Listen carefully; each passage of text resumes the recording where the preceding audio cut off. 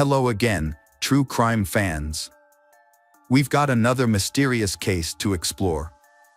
The case of Isla Reynolds. Isla Reynolds was born on April 4, 2010 in Waterville, Maine, USA. She is a beautiful girl with blonde hair, blue eyes, and a cute smile. Her parents, Trista Reynolds and Justin DiPietro, had a brief relationship in the summer of 2009, which resulted in Trista becoming pregnant. However, Justin suspected that he was not the father of the child. When Trista gave birth to Isla, Justin took a paternity test in July 2010, which confirmed that Isla was his daughter. As a result, he was ordered by Child Protective Services to pay child support in December of that year. Trista and Justin agreed that Isla would be raised by Trista. Trista and her daughter live in Portland. It wasn't until mid-2011, after Isla's first birthday, that Justin began visiting her. He lived an hour and a half away, and Justin would visit Isla during the day. Trista and Justin agreed that Justin could take Isla out, but not stay overnight. After a while, Trista got a new boyfriend, Raymond. Trista became pregnant, and in 2011, the family welcomed a new member. Trista would raise both children. Everything changed on October 13, 2011, when Trista met with Child Protective Services. The details of the complaint that led to the meeting remain unclear, but it is known that Trista had a substance abuse problem. That day, officials gave Trista a choice. Trista would go to rehab, or she would lose custody of the children. Trista immediately entered a 10-day rehab program and left her daughter with her mother and sister. Trista was determined not to lose custody. By October 2011, Justin had seen Isla about 5 to 10 times. However, just 4 days after Trista began rehab, on October 17, Justin and his family decided they wanted to take custody of Isla. Justin's mother, Phoebe DiPietro, contacted Child Protective Services and was approved to adopt Isla. Child Protective Services quickly notified Trista's relatives of their decision. After being granted permission, Justin and his family picked up Isla but did not know her exact address. Child Protective officials provided the location through police officer Charles Weaver, who accompanied Justin and Justin's mother Phoebe to the home of Isla's aunt, Jessica. Justin's mother Phoebe waited in the car while Justin and the police entered the house to pick up Isla. A tense situation occurred. Isla's mother Jessica begged the police not to take Isla away and warned that she would not hand over the child to anyone. The police observed that Isla was very happy, constantly laughing and playing. However, when Justin appeared, Isla began to cry and tried to move away from him. Despite this, the police officer still handed the child over to Justin. When Isla was handed over to Justin, she struggled and screamed. She even tried to bite the officer. Child Protective Services supervisor Charles was told by the officer that Isla hated her father and that they could not give the child to Justin. But Charles said that it was not his decision. He was just there to carry out Child Services orders. For Justin to have formal custody of Isla, he would have to get the consent of Isla's mother, Trista, or go through a court process to have the child approved by a judge. In this case, there was no agreement or court process. Instead, the Child Protective Services supervisor's decision to place the child was valid. Child Protective Services supervisor Charles gave custody of Isla to Justin. He then took Isla to the house in Waterville where he lived with his 47-year-old mother, Phoebe, his 24-year-old sister, Alicia, and Elisha's daughter, Gabriella. Justin, 25, lived in a large room in the partially finished basement, while the rest of the family lived upstairs. During this time, Trista called Justin every day to talk to Isla. On October 20, 2011, while Trista was in treatment, a meeting was held to discuss Isla's case. Attendees included Child Protective Services, 2 doctors, Trista and her sister Jessica, and their attorneys. Justin also attended the meeting by phone. The meeting resulted in an agreement that Isla would be returned to her mother on October 22, 2011, immediately after Trista completed her drug treatment program. In addition, Justin agreed to take Isla to the treatment center on the 21st to visit her mother. Initially, things went well for Trista. However, the decision was reversed. In her desperation to get her daughter back, Trista called Child Protective Services several times to ask them to help enforce the agreement. Unable to reach them, Trista attempted to negotiate with Justin to reach a temporary agreement. Under the agreement, Justin would continue to care for Isla and Trista would be allowed regular visits. On November 12, 2011, Justin took Isla to the emergency room. After a doctor examined her, they determined that Isla had a fractured elbow. According to Justin, the accident occurred the night before, November 11th. It was raining at the time and Justin believed that he had slipped and fallen on her while holding her on the porch. Initially, Justin thought that she was not seriously injured because although she was crying, she seemed fine. However, it was not until the next morning that Justin noticed that Isla had injured her hand, so he took her to the hospital. By the following Monday, the orthopedist concluded that surgery was not necessary and that Isla's injury would heal on its own. A week later, on November 26, during Isla's third visit, the specialist said that Isla's condition was improving and that she was slowly recovering. Trista was at the hospital to monitor her daughter's health. Never thought that this would be the last time Trista would hold her daughter in her arms. From that moment on, things went from bad to worse. Tired of fighting over custody, visitation rights, and even the right to talk to her on the phone, Trista filed a lawsuit to gain custody of her daughter. On December 15, 2011, Trista filed a lawsuit for custody of Isla. Custody of Isla was awarded to her just 2 days later on Saturday, December 17. Justin called the police in the morning to report Isla missing from his mother's house, where he was staying with his girlfriend Courtney Roberts and sister Alicia. Justin assured them that the police had put Isla to bed the night before and that when they woke up, Isla had disappeared early that morning. Trista travels to a coastal town in Maine to visit her boyfriend Raymond. She falls asleep on the couch while Raymond's father, Robert, drives. When Robert received a call from Trista's father informing him that Isla was missing, Robert was shocked and found a suitable place to stop the car and wake Trista. Trista was still sleepy, but when she heard her father's voice herself, she began to understand that she had no idea where her daughter was. In desperation, Trista changed direction to look for Isla. The trip to the police station lasted an hour, but for Trista, it felt like a century. She called Justin several times to find out what had happened, but there was no response.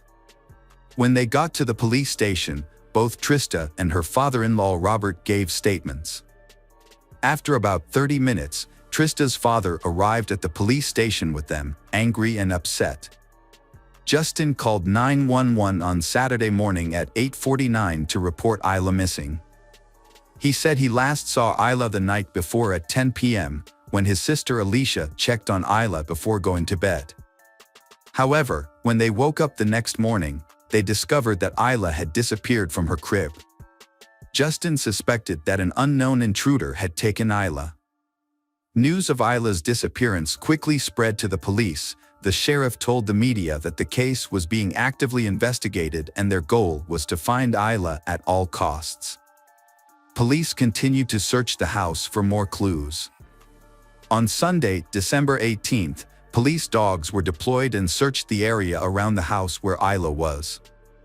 Trista's house also underwent a thorough search. On Monday, December 19th, the FBI requested assistance in the search. By this time, 75 people from various agencies were involved in the search. The state police had seized 2 vehicles. One was a 1996 Ford Explorer, owned by Justin, and the other was a silver car, owned by Justin's girlfriend Courtney, who was also present on the night of the disappearance. On Wednesday evening, Justin made his first statement to the media. He was calm and claimed he did not know what happened to Isla. Justin also said that he and his family would support the investigation and do everything possible to find Isla. Justin said that Trista had agreed to let him raise the child. Justin also said that Trista was incapable of caring for Isla. As of day 10, a $30,000 reward has been offered for anyone who can provide a lead to Isla's rescue, and 330 leads have been followed. The operation also involved about 50 volunteers from the Search and Rescue Association. The sheriff has transferred the investigation to the state police's Major Crimes Unit. At that time, an announcement was made that the case was no longer a search for a missing girl but was being treated as a criminal investigation. In the early days, Justin tried to avoid the media but later appeared more frequently. During an appearance on the Today's Show, Justin claimed that Isla had been kidnapped and wanted the kidnapper to return Isla. When asked about Justin's silence in the early days of Isla's disappearance, he justified himself by saying that he thought Isla would return. He also claimed that the police had advised him to stay away from the press. The police explained that this was only told to him at first. Later, the police encouraged Isla's parents to continue to appear in public. In late January, police revealed a major discovery. Isla's blood was found in multiple locations throughout Justin's home. In his 1996 Ford Explorer, they discovered a child seat in the back with Isla's blood on the left shoulder strap. In Isla's bedroom, police found blood on some of Isla's princess pink sneakers on the floor next to the crib, as well as on the doll's face and arms. This suggests that Isla may have tried to clean the blood from her mouth with her toy. Additionally, a blood stain was found on the living room sofa. Most of the blood stains were concentrated in the basement. A pool of Isla's blood stained the center of the mattress that Justin shared with Courtney. Justin's sneakers were also found with Isla's blood on them. Police also discovered blood splatters on the cement floor around the bed and on the walls. These splatters matched Isla's height. Additionally, experts determined that some of the blood splatters in the house were likely caused by Isla coughing, suggesting that Isla's injuries were both internal and external. This suggests that Isla may have been severely injured and may have been brutally attacked. Police said the bed sheet was used to clean Isla's blood. When they learned this information, Trista and her family were shocked and could not believe it. Police warned them that the evidence that was about to be revealed would be even more horrifying. Luminol tests were performed on the house, revealing blood stains that were not visible to the naked eye. Photos taken at the scene left Trista in great pain. After viewing these photos, she left the police station in a state of panic. The police said there were more photos to show her, but Trista refused to see them. She said she had enough. According to reports, when police showed Justin and his family the photos, he had no reaction. After learning of the police information, Trista shared with the press that despite her feelings of grief and helplessness, Isla's father, Justin, Alicia, and Courtney were still walking down the street as if nothing had happened. In September 2013, Trista wrote a bombshell letter to the press about the evidence and photos she had been given by the police. She was tired of waiting and wanted to rekindle public interest in Isla's case. In the spring of 2016, a group of journalists went to Justin's mother's house. Alicia opened the door and the journalists asked about the blood evidence. Justin's mother explained that Isla was lactose intolerant and had been vomiting. However, a quick internet search shows that common symptoms of lactose intolerance are gas, bloating, abdominal pain, and diarrhea, while nausea and vomiting are listed, but they are not the most common symptoms, let alone vomiting blood. Then, in 2017, at Trista's request, a judge officially declared Isla dead. Based on her father, Justin, reporting that Isla had gone missing on December 17, 2011, Trista and her attorney then filed a wrongful death lawsuit against Justin. By that time, Justin had disappeared, and he and his attorneys denied any wrongdoing, arguing that there was no concrete evidence. Earlier this year, 2023, a judge granted Trista's petition to include Phoebe and Alicia in the wrongful death lawsuit. Justin is facing civil charges for murder. Additionally, Justin faces charges of breach of parental duty of care for a minor. Both Trista and her attorney know that they will not receive any financial compensation from Justin. That is not the goal of the lawsuit. Their goal is to get information and facts out. There are many strange things about Isla's disappearance. While Isla was with Justin, he called the friend who sold him a $25,000 life insurance policy on Isla a few weeks ago. It is worth noting that Justin stayed at this friend's house while detectives investigated Isla's disappearance. Claimed that Justin had not been involved in the child's life during the 9 months of pregnancy and when Isla was just over a year old. Trista also revealed that she had received strange messages from Justin on the day he brought Isla home. He mentioned being afraid that someone would try to kidnap or take Isla away. The last time he said something similar was around December 11th, 6 days before Isla was reported missing. After Isla went missing, the messages became more surprising and confusing. The end of the case. Poor Isla is still not found. Those responsible for Isla's death. Still no punishment.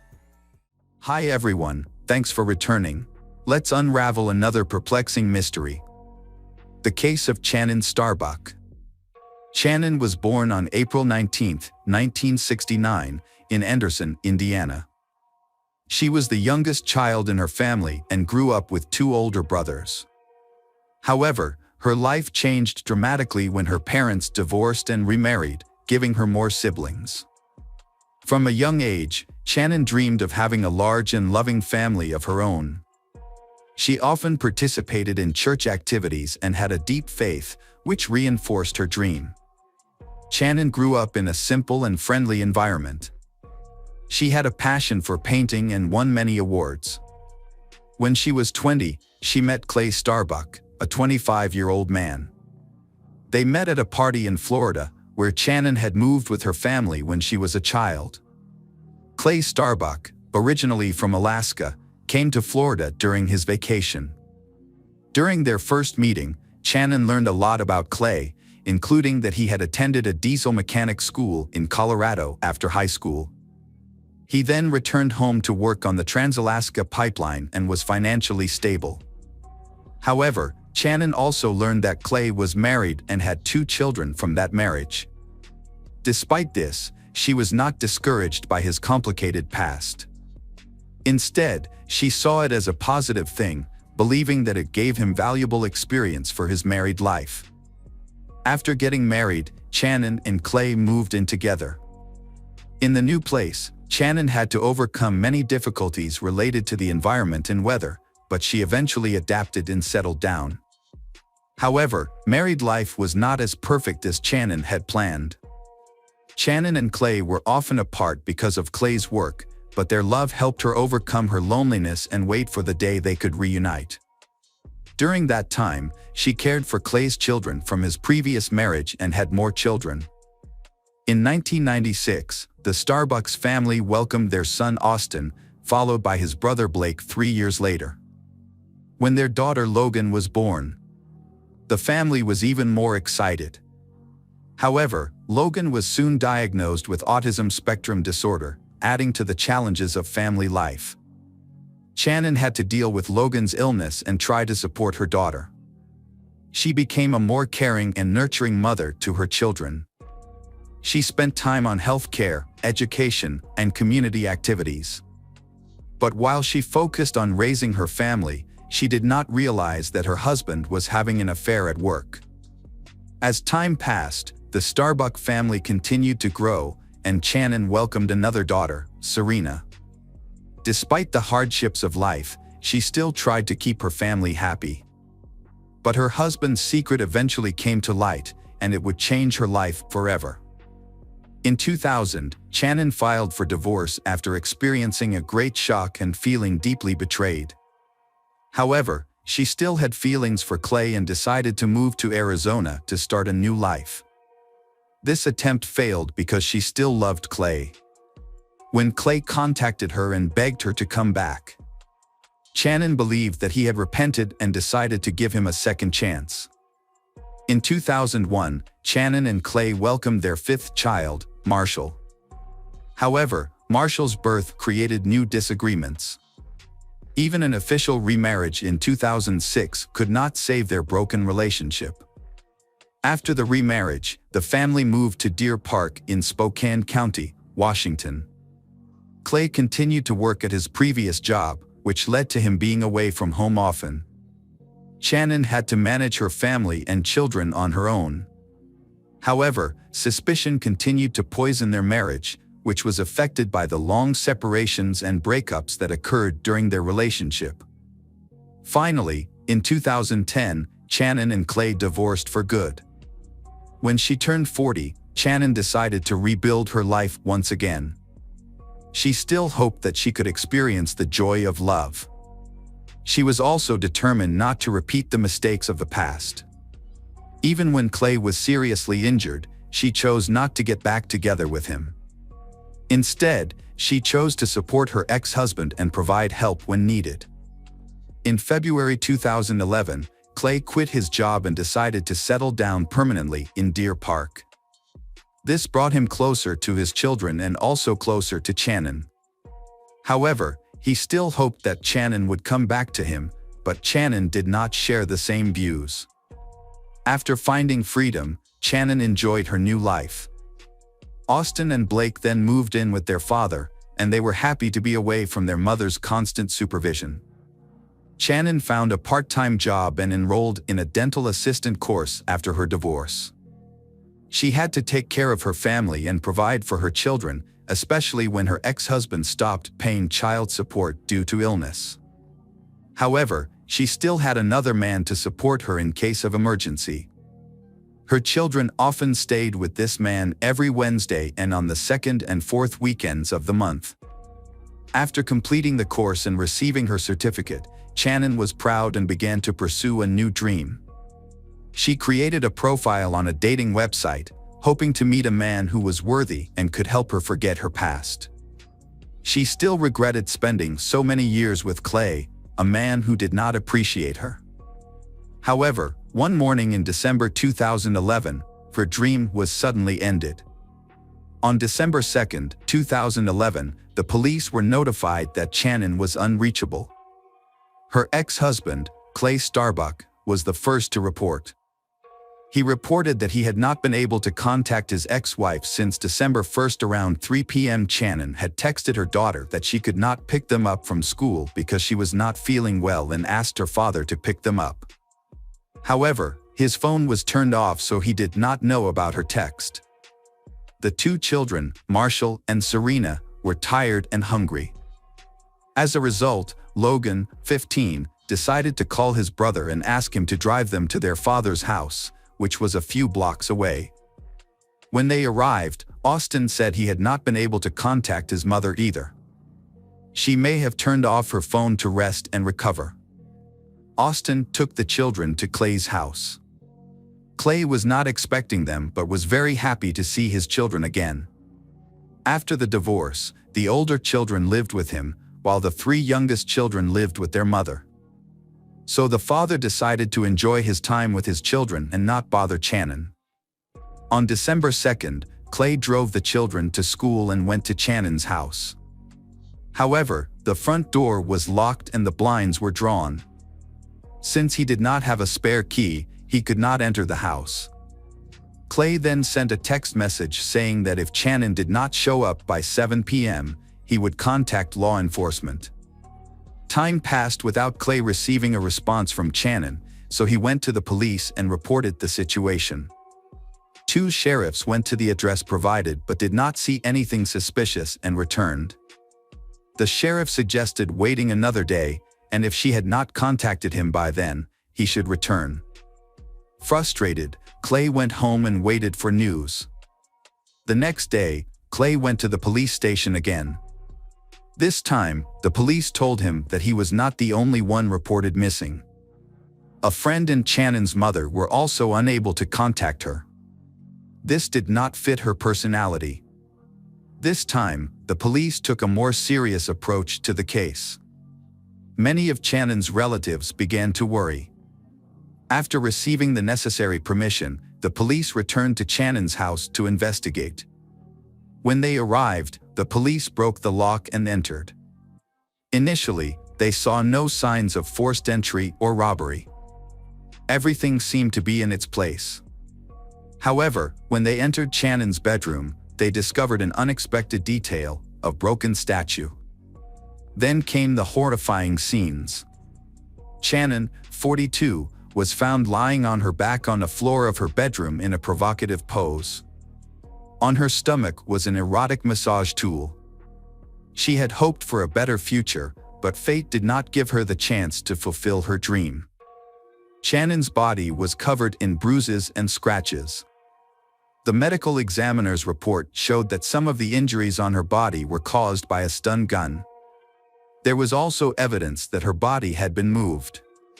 Shannon's cause of death was strangulation. It was the detective's job to figure out Shannon's last hours and find the culprit. The police realized that Shannon Starbuck had not only disappeared but had also been brutally murdered. Her room looked as if it had been turned upside down. The bed was unmade, the blankets and sheets were missing, and the mattress cover was stained red. Shannon's cell phone and diary were on the dresser. Forensic experts focused on this room and examined all surfaces for fingerprints. Some surfaces had been wiped clean, but they found 12 latent fingerprints on the massager and the bathroom mirror. They also found many other traces in common areas for DNA analysis. Experts took samples from under Shannon's fingernails on her face and neck. Detectives suspect that Shannon was killed after she left the bathroom, then placed on the bed, and finally dragged to the floor. It is worth noting that the removed bed sheets were found in the washing machine, possibly intended to destroy evidence. The detectives needed to gather information about Shannon and her lifestyle. So, after the ex-husband calmed down, they questioned him.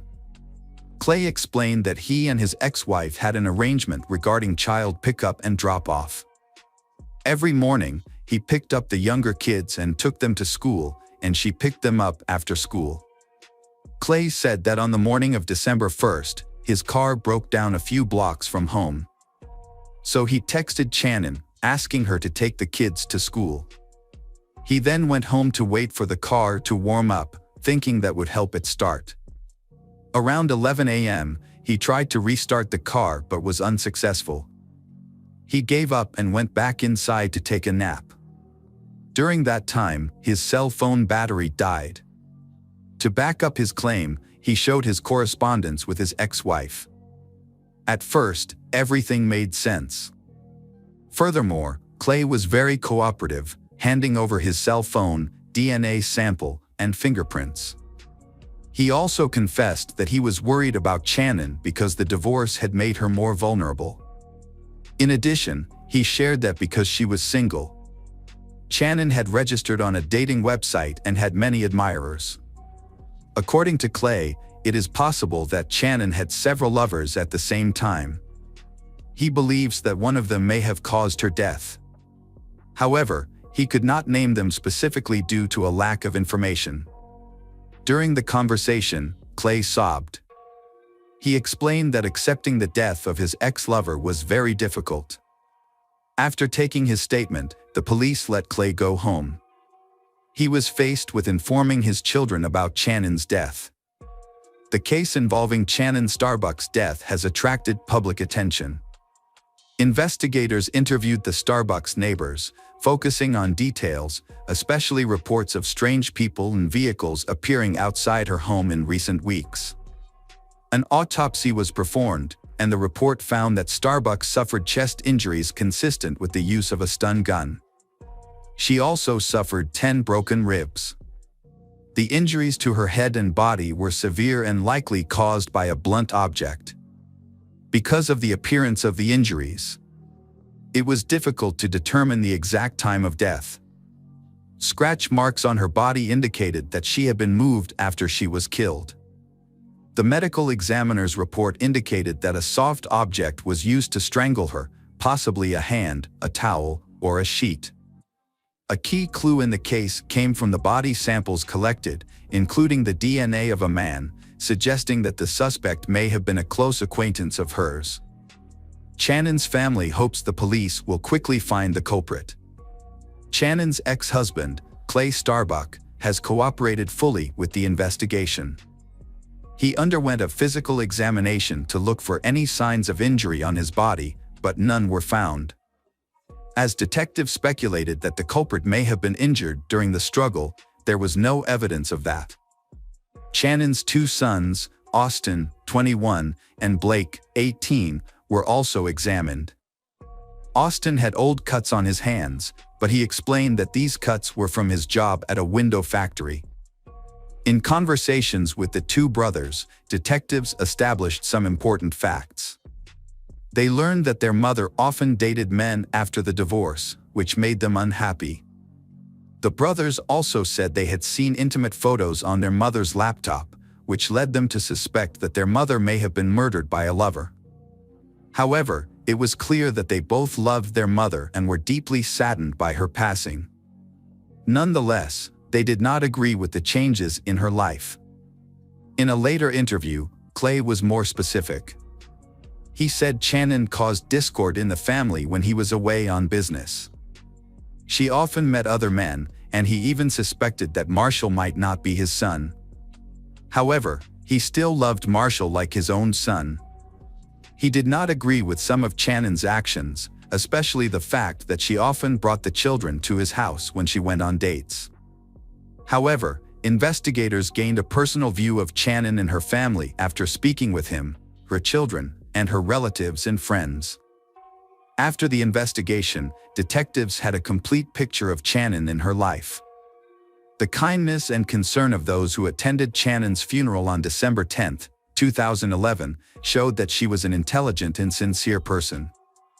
She was buried in a cemetery in Orlando. Investigators quickly searched for the killer after the incident attracted public attention. The suspect at that time was her ex-husband, Clay Starbuck. Police needed to verify his alibi to eliminate him as a suspect. When the first fingerprint results came back, detectives discovered that the fingerprints did not match any at the scene. Therefore, the police needed to gather more information about Clay Starbuck. They also took samples from his cell phone, laptop, and personal diary. At the same time, they also considered the possibility that other people were involved in the murder. After a thorough examination of Starbuck's cell phone, detectives added several names to the suspect list. One of them was someone Channon had connected with through a dating site. They discovered that a man named Tom Walker had scheduled a date with Channon on December 5th, a few hours before her death. They also discovered that Tom and Channon had been chatting openly and exchanging photos. Tom had asked Channon to pose for a photo with an adult toy, but she refused. Interestingly, Channon's body was later found in the exact pose Tom had mentioned. Tom was found within an hour and immediately became a suspect. He explained his activities on the day of Channon's death, which was confirmed by coworkers and surveillance cameras. John Wilson then scheduled a date with Channon on December 1st. It was clear from their correspondence that he was not looking for a serious relationship. However, the truth is that John Wilson used a fake name. His real name is John Kinlawn, who works in a completely different field and is married, so he had to keep it a secret. On the day of the incident, John Kinlawn postponed his morning meeting with Channon until later, citing a headache. In the end, the appointment did not take place. After his DNA sample was taken, he was released. His alibi was confirmed, even though his deception was revealed to his family. The investigation continued, and investigators uncovered some important evidence. When they searched Channon's phone, they asked the carrier for more information and discovered something significant. At 9:18 a.m. on December 1st, a 911 call was made from Channon's phone, but someone had deleted it from the call history. Thanks to a request from emergency services, investigators were able to retrieve the call. However, the call contained only crying and other noises before it was abruptly cut off. Investigators also discovered that after the initial call was unsuccessful, emergency services attempted to call back, but the call went to voicemail. GPS data from Channon's cell phone pinpointed her location at home on the day of her death. Notably, these events occurred after she dropped her children off at school and returned home. Therefore, the messages sent a few hours later could not have been from her. The perpetrator was trying to confuse the investigation. Additionally, this person had a close relationship with the Starbuck family. For example, he used a nickname for their youngest son in his correspondence. Upon closer examination of the information, Clay's statements became even more suspicious. He had a motive to end his ex-wife's life because he could not accept the reality of the divorce. Moreover, he had the perfect opportunity to do this because he knew her daily routine. To clarify the suspicion, the authorities decided to track Clay's car route again, this time using street surveillance camera recordings. The results showed that Clay's car was not broken down as he had claimed. Simultaneously, the results of a second DNA analysis from Channon's body matched exactly with Clay's sample. On the morning of December 1st, Clay sent a text message to his ex-wife, asking her to take the kids to school and saying that his car had broken down. While she was away, he entered her home and waited. During this time, he accessed her laptop and found personal correspondence that made him jealous and angry. When Channon returned home, a heated argument ensued that ended in violence. This explains why she was found in an unusual position. This may have been an act of revenge for her newly gained freedom. Clay then stayed at the house and impersonated Channon in text messages. It seems that he had long intended to harm his ex-wife. The words of a friend of Channon's took on new meaning for detectives. In one conversation, the friend mentioned that Clay and Channon's relationship was not normal. Channon confessed that she was fed up with Clay's constant control and criticism. She was afraid of divorce because she feared that he might one day hurt her. Between June and November 2011, Channon contacted the police several times, accusing her ex-husband of stalking her. She felt unsafe even in her own home and therefore did not trust anyone with a key. She eventually managed to obtain a restraining order against Clay, so their communication was limited to text messages. A careful examination of Channon's diary makes it clear that she was not only afraid of her ex-husband but also believed that he was turning the children against her. Clay fabricated lewd stories and portrayed her as promiscuous. The children's reaction to their father's arrest on February 6, 2012, is therefore not surprising. They refused to believe his involvement. The children were unfazed by the fact that a tracking program was found on Channon's laptop and a hard drive labeled Channon's desktop was found in Clay's home, along with printed correspondence. The older children doubted the authenticity of the DNA analysis, believing that the accusations against their father were unfounded and that the case was fabricated. However, the views of law enforcement and other relatives were different. The prosecution was convinced of Clay's guilt, relying on a large amount of physical and testimonial evidence. In June 2013, justice prevailed, and Clay Starbuck was convicted of first-degree murder with aggravating circumstances and disrespect for human remains. He was sentenced to life in prison without the possibility of parole. In 2015, Clay's attorney filed an appeal of the sentence, but it was denied. To this day, Clay remains behind bars at the Airway Heights Correctional Facility in Spokane County. Channon's loved ones mourn her sudden passing, but their hearts are even more broken by the thought that her children sided with their father. He was so obsessed with his ex-wife that, in his quest for revenge, he forgot the consequences, leaving his children orphaned. Welcome back, detectives. Let's dive into another horrible case, the case of Patrick de la Cerda. Patrick de la Cerda was born in June 1992 in Miami, Florida, a city known for its picturesque metropolitan area. His father, Max Dira, was a native of Spain, while his mother, Patricia Ranza, was born and raised in France before moving to the United States in the 1980s, where she met and married Max. Patrick grew up in a warm family environment where he was surrounded by love, care, and mutual respect. He was a kind, intelligent, and sociable person who excelled in school and had a large circle of friends. From a young age, Patrick was very close to his parents, who prioritized his education and well-being, providing him with every opportunity to grow into a capable and responsible individual. Patrick's father was a dedicated and skilled professional in the construction industry. Although the family was not wealthy, they were considered well off by the standards of the big city. After completing high school, Patrick decided to follow in his father's footsteps and pursue a degree in construction. However, during his time at university, his parents made the difficult decision to divorce after nearly 25 years of marriage. The divorce of Patrick's parents was a quiet and peaceful one, with no scandals or disputes over property.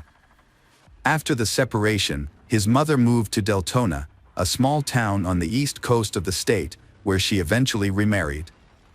Patrick, on the other hand, chose to stay with his father in Miami, where they worked together in the construction industry and were highly respected. Despite the divorce, the family remained very close, and all members maintained a friendly relationship with one another. The family continued to stay in touch, regularly calling and communicating with each other. They were always willing to lend a helping hand when needed. Patrick often visited his mother in Deltona and shared with her details of his life, including his relationships and romantic interests. With his French and Spanish heritage, Patrick had grown up to be a charming and attractive young man, which helped him win over women at a relatively young age. Patrick grew up in a family that valued strong relationships, so he never sought casual flings. Instead, he dreams of finding lasting love, living peacefully, and building a lifelong family with someone special. He created a profile on a popular dating website at the suggestion of a friend, but he didn't have high hopes of actually meeting his soul mate on the dating website. One June evening in 2017, Patrick half-heartedly scrolled through profiles of women on the site. Then, he came across a photo that caught his attention, a stunning brunette with an unforgettable appearance, big, expressive eyes, and a charming smile. Patrick was immediately smitten and decided to send her a message. She replied, much to his delight, and they easily fell into a comfortable conversation. Jessica Devnani was born in 1988 in Orlando, Florida. After high school, she attended a local university where she studied banking. Following graduation, she landed a job at a bank branch in her hometown. Around that time, she met a handsome young man online. They quickly hit it off, exchanging messages and eventually phone numbers. They had long conversations every day, creating a deep emotional bond and strong trust. As their online friendship grew, they decided to meet in person. Since they lived in different parts of the state, they chose a meet-up spot roughly equidistant from each other. On their first date, Patrick knew he had found the person he had been searching for, and he didn't want to let her go. Jessica felt the same way about him. However, Jessica was slightly taken aback by their age difference. She was 4 years older than Patrick. After their date, on his way home, Patrick called his mother to tell her what happened. They had been in a long-distance relationship for months, which was becoming increasingly difficult. Due to the distance between them, they could only see each other on weekends, and even then, they had to meet at a location convenient for both of them. Usually, they will rent a cozy hotel room in a secluded spot and use the time to enjoy quality time together. However, by Sunday night, they would have to return to their respective homes, as they had work commitments on Monday mornings. In December 2017, Patrick made a significant decision. He relocated to Delton, where his mother lived, in order to be nearer to his girlfriend.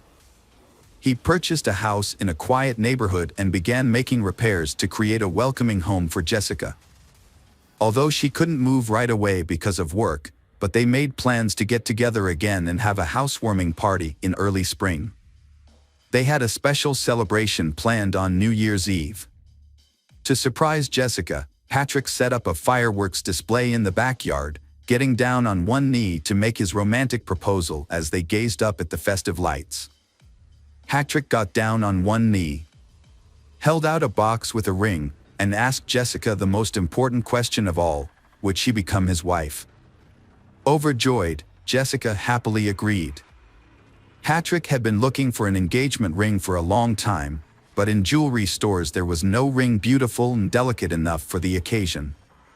He chose the best option possible to propose before the new year, but he also had a custom ring made from a jewelry shop, designed by himself. Patrick's engagement was just 2 months old, and the wedding preparations were well underway. His choice of partner had been approved by their parents, and they was overjoyed as they prepared to start a new life together. They had plans for a grand celebration, either in Miami on the shores of the Atlantic Ocean or in France, where the groom's mother was from, on February 27, 2018. On that day, Patrick's father, Max, received a call from a courier while he was at work. The delivery man explained that Patrick's order has been delivered, but Patrick did not answer the door or answer the phone. Max was taken aback by Patrick's unexpected actions, which immediately raised his level of concern. Since Max was tied up at work and couldn't go check on Patrick, Max asked his future daughter-in-law to go instead. Patrick's father called Jessica in a panicked tone, saying he couldn't reach his son.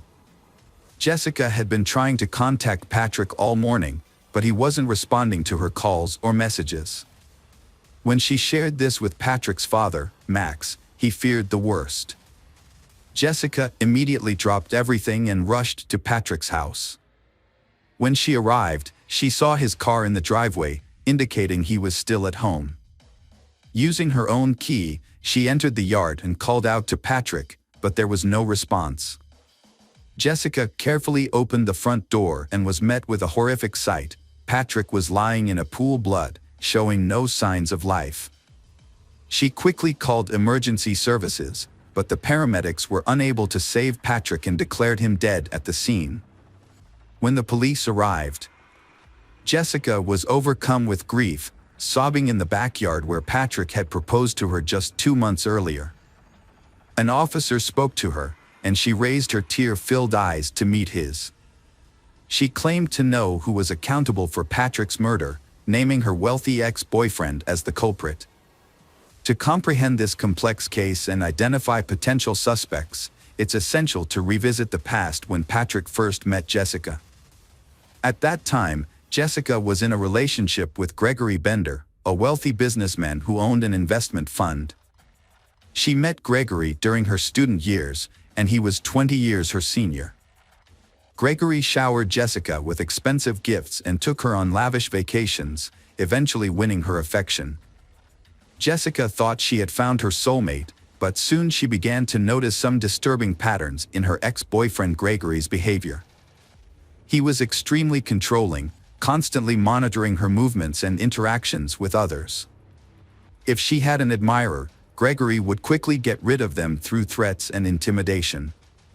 Meanwhile, he kept his own life a mystery, sharing very little about himself with Jessica. Their relationship lasted nearly 8 years, during which time Gregory never introduced Jessica to his family or friends. They only spent time together or went on vacation when he wanted to, and he rarely invited her to his home. Gregory claimed he was too busy, but Jessica longed for a normal family life and children. However, every time she brought it up, Gregory would say it wasn't the right time. When Jessica tried to end the relationship, Gregory proposed to her with a ring, and she accepted. However, nothing changed. They still lived apart and only saw each other when Gregory wanted to. One day, Gregory was in a car accident and ended up in the hospital. When Jessica rushed to his side, she decided to stop by his house to pick up some things for him. That's when she encountered a woman she had never seen before. Instead of introducing herself, the stranger asked Jessica who she was. Jessica showed her the ring on her hand and that she was the landlord's fiancée. Jessica later found out that Gregory was married to someone else, Diora Sanchez Bender. Devastated, Jessica immediately broke off the relationship. However, Gregory really wanted to keep her, begging for forgiveness and promising to divorce his wife and marry Jessica in the future. Jessica eventually gave in and continued the affair, but as time went on, nothing changed, and Jessica became exhausted. Jessica changed her life and started dating someone new, Patrick, through a dating website. She then ended her relationship with Gregory and informed him that it was over. But Gregory did not give up and started to do worse things. Gregory asked Jessica to reconsider their relationship. He then became aggressive, and he resorted to threatening and harassing her. Realizing that Jessica had moved on, Gregory turned to private investigators to hack into her online accounts and find out who she was talking to. He soon discovered Patrick's identity and contact information. Then, Gregory started sending threatening messages to Patrick. Patrick received threatening messages from Gregory, Jessica's ex-boyfriend, who demanded that Patrick end his relationship with Jessica, referring to her as his fiancée. After receiving the threats, Patrick remained calm because he thought they would not come true. However, Jessica is scared because she knows Gregory's aggressive nature and that he has a large collection of weapons. She suggested breaking up with Patrick to avoid any potential harm, but Patrick refused. They decided to report the incidents to the police, providing evidence of Gregory's stalking and threats. They obtained a restraining order, which prohibited Gregory from approaching or contacting them. Additionally, Gregory was required to surrender his firearms. For a while, the situation seemed to calm down, and they thought they had finally found peace. Nevertheless, Jessica convinced Patrick to install CCTV cameras around and inside their home, fearing that Gregory might violate the restraining order. Let's go back to the events of February 27, 2018. During the initial crime scene inspection, investigators quickly ruled out robbery as a motive. Instead, they believed the murder was personally motivated, given the nature of Patrick's injuries, which suggested a deep-seated hatred. Patrick, 25 years old, had 4 gunshot wounds, 1 in the thigh, 1 in the chest, and 2 in the head. The body also showed signs of a fall from a ladder. The body was found on the floor between the front door and the stairs leading to the second floor. Investigators theorized that the killer likely snuck into the house and waited for the owner, Patrick, on the second floor. When Patrick entered the house and began to climb the stairs, the killer ambushed him, shooting him in the thigh. As Patrick rolled down the stairs, the killer followed, shooting him in the chest and then twice in the head. The murder weapon, a rare pistol, was not recovered, but several shell casings were found at the crime scene. The police found 3 casings at the scene, but a 4th one was missing. This led investigators to suspect that the killer might have taken it as a souvenir. The initial suspect was Patrick's neighbor, a U.S. Army veteran who had a history of conflict with Patrick. The veteran had been involved in combat and had suffered a severe head injury, which led to the development of a mental disorder. The veteran was skilled with firearms and had access to rare guns. In a previous incident, the veteran had mistakenly shot at his neighbor, thinking he was a burglar. After his release, the veteran continued to harass the victim, accusing him of being a spy and threatening to expose him. The investigation initially centered around the veteran with a history of mental health issues, as his unusual behavior and mindset suggested a possible motive for the crime. Although he truly hated Patrick, he still had an alibi for the time of the murder, confirmed by many witnesses. As the police looked for evidence and attempted to provoke a response from the perpetrator, it became clear that the crime was not a robbery gone. as the house was undisturbed and valuables remained untouched. The only items missing were the hard drives containing video surveillance footage, making it impossible to identify who entered and left the house that day. Furthermore, no evidence was found at the crime scene. Forensic experts were unable to find a single fingerprint, shoe print, or DNA trace, suggesting that the murder was meticulously planned and executed. Although the investigation suspected Gregory's involvement, it seemed likely that he would escape justice due to the lack of concrete evidence. The police asked Jessica to help them with a secret plan to catch her ex-boyfriend, Gregory, off guard. She agreed to make the call, and as the police had hoped, Gregory answered. Jessica tried to lure him into a conversation, but it quickly became apparent that he had anticipated the trap and was not falling for it. Gregory seemed unflappable as Jessica confronted him about Patrick's death. When she accused him directly, he acted shocked and even offered her his condolences. Despite her best efforts to get him to lose his cool, he didn't give away any incriminating information. In the end, the police didn't have enough evidence to hold or question Gregory, so he remained at large, abiding by the terms of a restraining order. He appeared to have already distanced himself from Jessica, makes gathering evidence more difficult. As the police investigation stagnated due to lack of evidence, Diora Sanchez, Gregory's wife, called to reveal she had vital information about Patrick's death. Upon arrival at the police station, Diora told investigators about discovering a cryptic notebook in Gregory's office just days before the crime occurred. Upon flipping through the notebook's pages, Diora stumbled upon an entry containing an address she didn't recognize, accompanied by a series of cryptic digits that appeared to be a code. Diora had previously ignored some suspicious sketches made by Gregory, but when she saw a news report about a young man's murder, she realized the significance of those sketches. The crime scene's layout matched the drawings Gregory had made.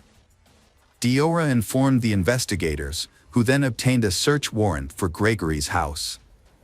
Upon searching, the police found a mysterious notebook in Gregory's office, but several key pages were missing. They later discovered those pages in a trash can, carelessly discarded after being ripped out and crumpled. The pages contained a detailed plan of the crime, including turning off the victim's phone, wearing gloves, and using a special lubricant on shoes to avoid leaving footprints. The records also revealed that Gregory had been stalking the victim, Patrick, and knew his daily routine, including the time he returned home.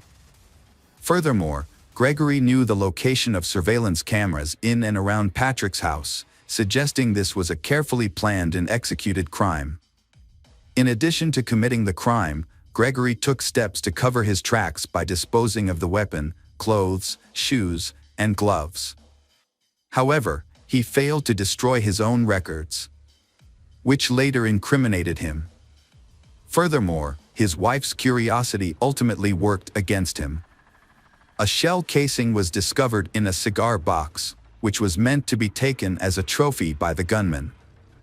Forensic analysis confirmed that the casing matched the one found at the crime scene. The trial of Gregory posed a challenge due to the lack of direct evidence. Although the accumulated evidence was sufficient to arrest him, it was largely circumstantial. Since the crime weapon was never recovered, there was no definitive proof that Gregory was at the victim's house on the day of the crime. Moreover, there were no eyewitnesses to testify against him. The trial, which began in May 2021, more than 3 years after the crime, was heavily influenced by the skilled lawyers Gregory hired. He appeared confident and seemed to believe he would evade punishment. A crucial witness, Jessica, provided detailed testimony about her long-term relationship with Gregory, including his marital status, her attempts to break up with him, and the subsequent harassment and threats he made against her and Patrick.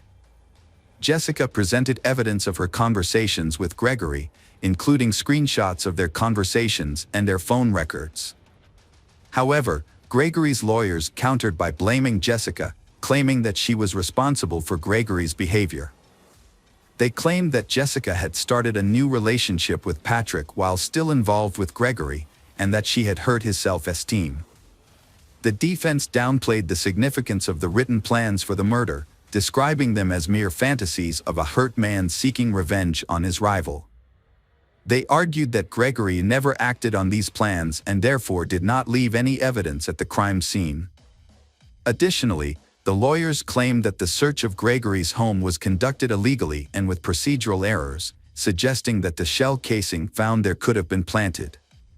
The crime weapon was never found, and Jessica's identification of the gun model was uncertain. She had previously seen a similar gun in her boyfriend's collection, but she wasn't familiar with firearms and could have been mistaken. The defendant's ex-wife, Diora Sanchez, was called to testify. During her testimony, the defendant, Gregory, unexpectedly professed his love for Diora. This declaration seemed to affect Diora, and her testimony became unclear. Diora claimed to have forgotten some details and ultimately stated that she doubted Gregory's capability for murder, given their long history together. Despite the defense's efforts to challenge the search of Gregory's home and the lack of direct evidence, the jury found him guilty of first-degree murder after hours of deliberation.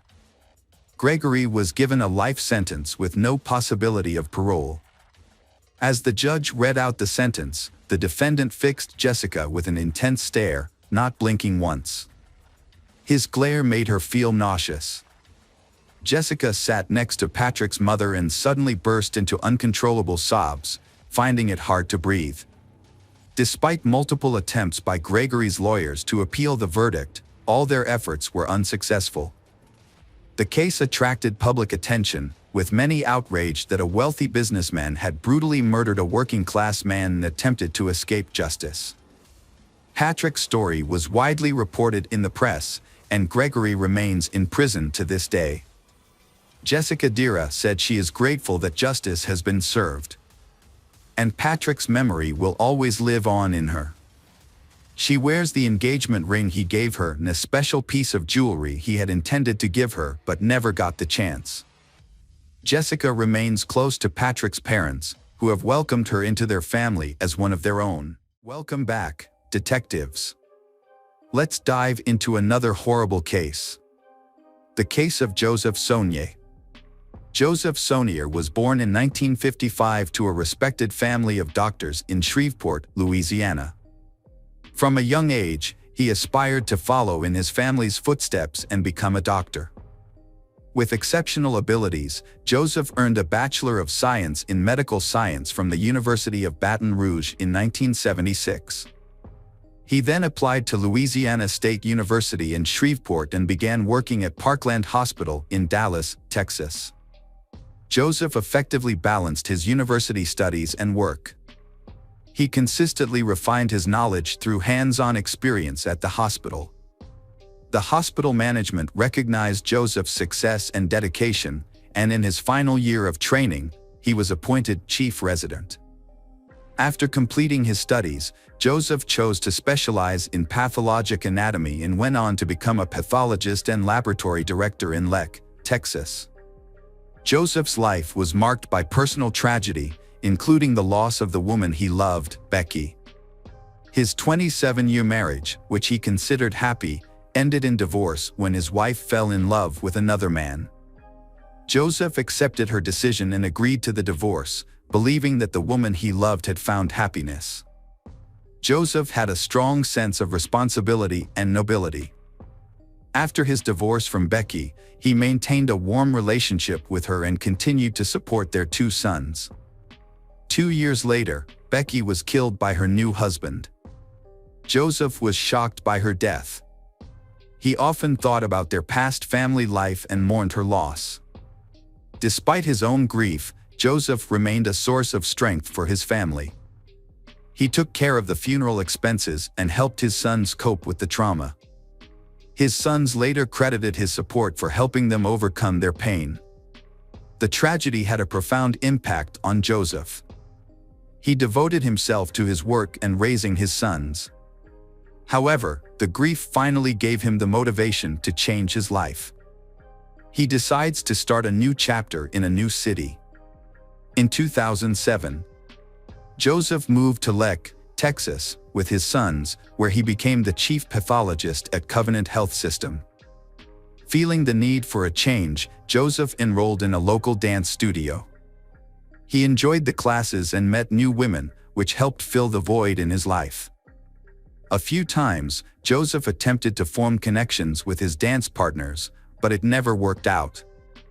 That was until Michelle Tina walked into his dance class on a warm summer evening.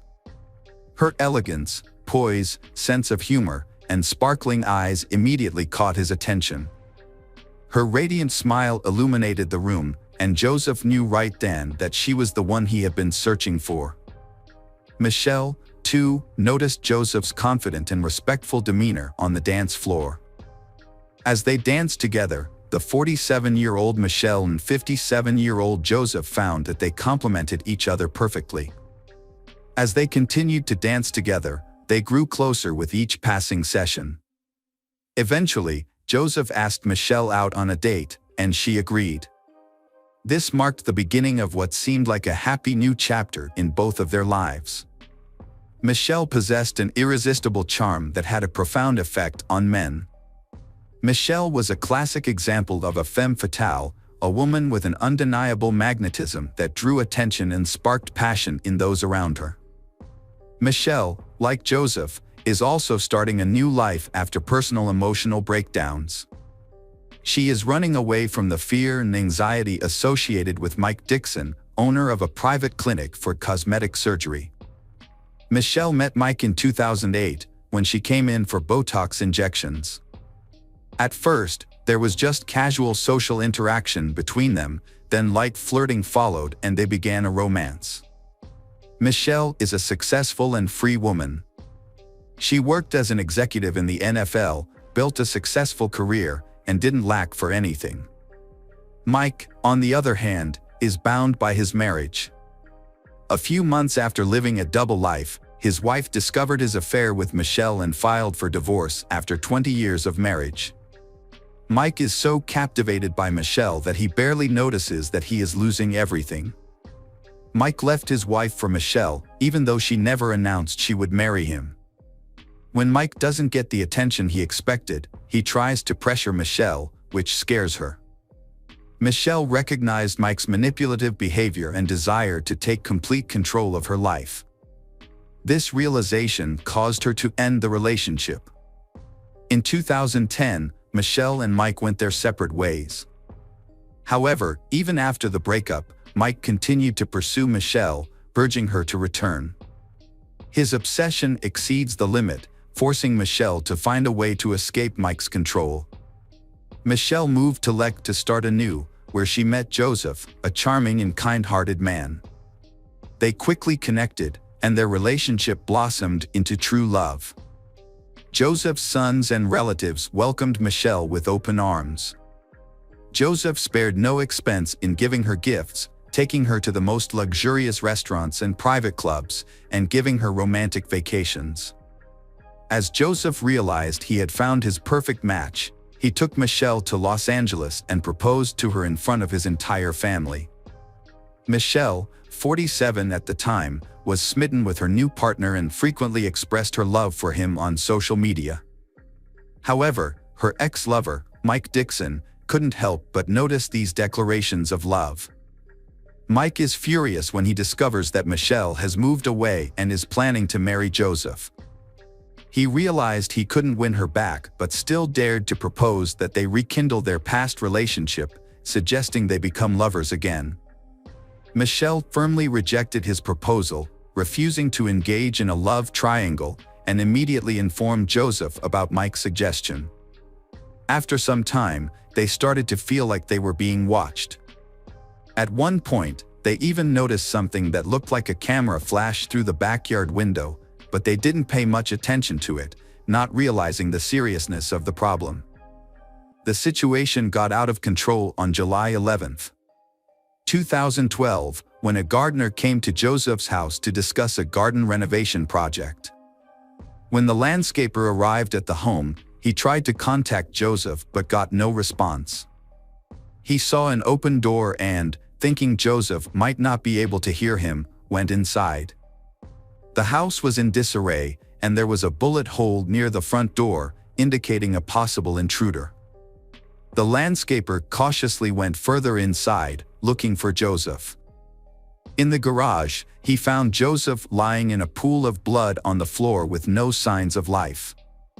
Joseph's body had stab and gunshot wounds, leading the landscaper to think the perpetrator might be nearby.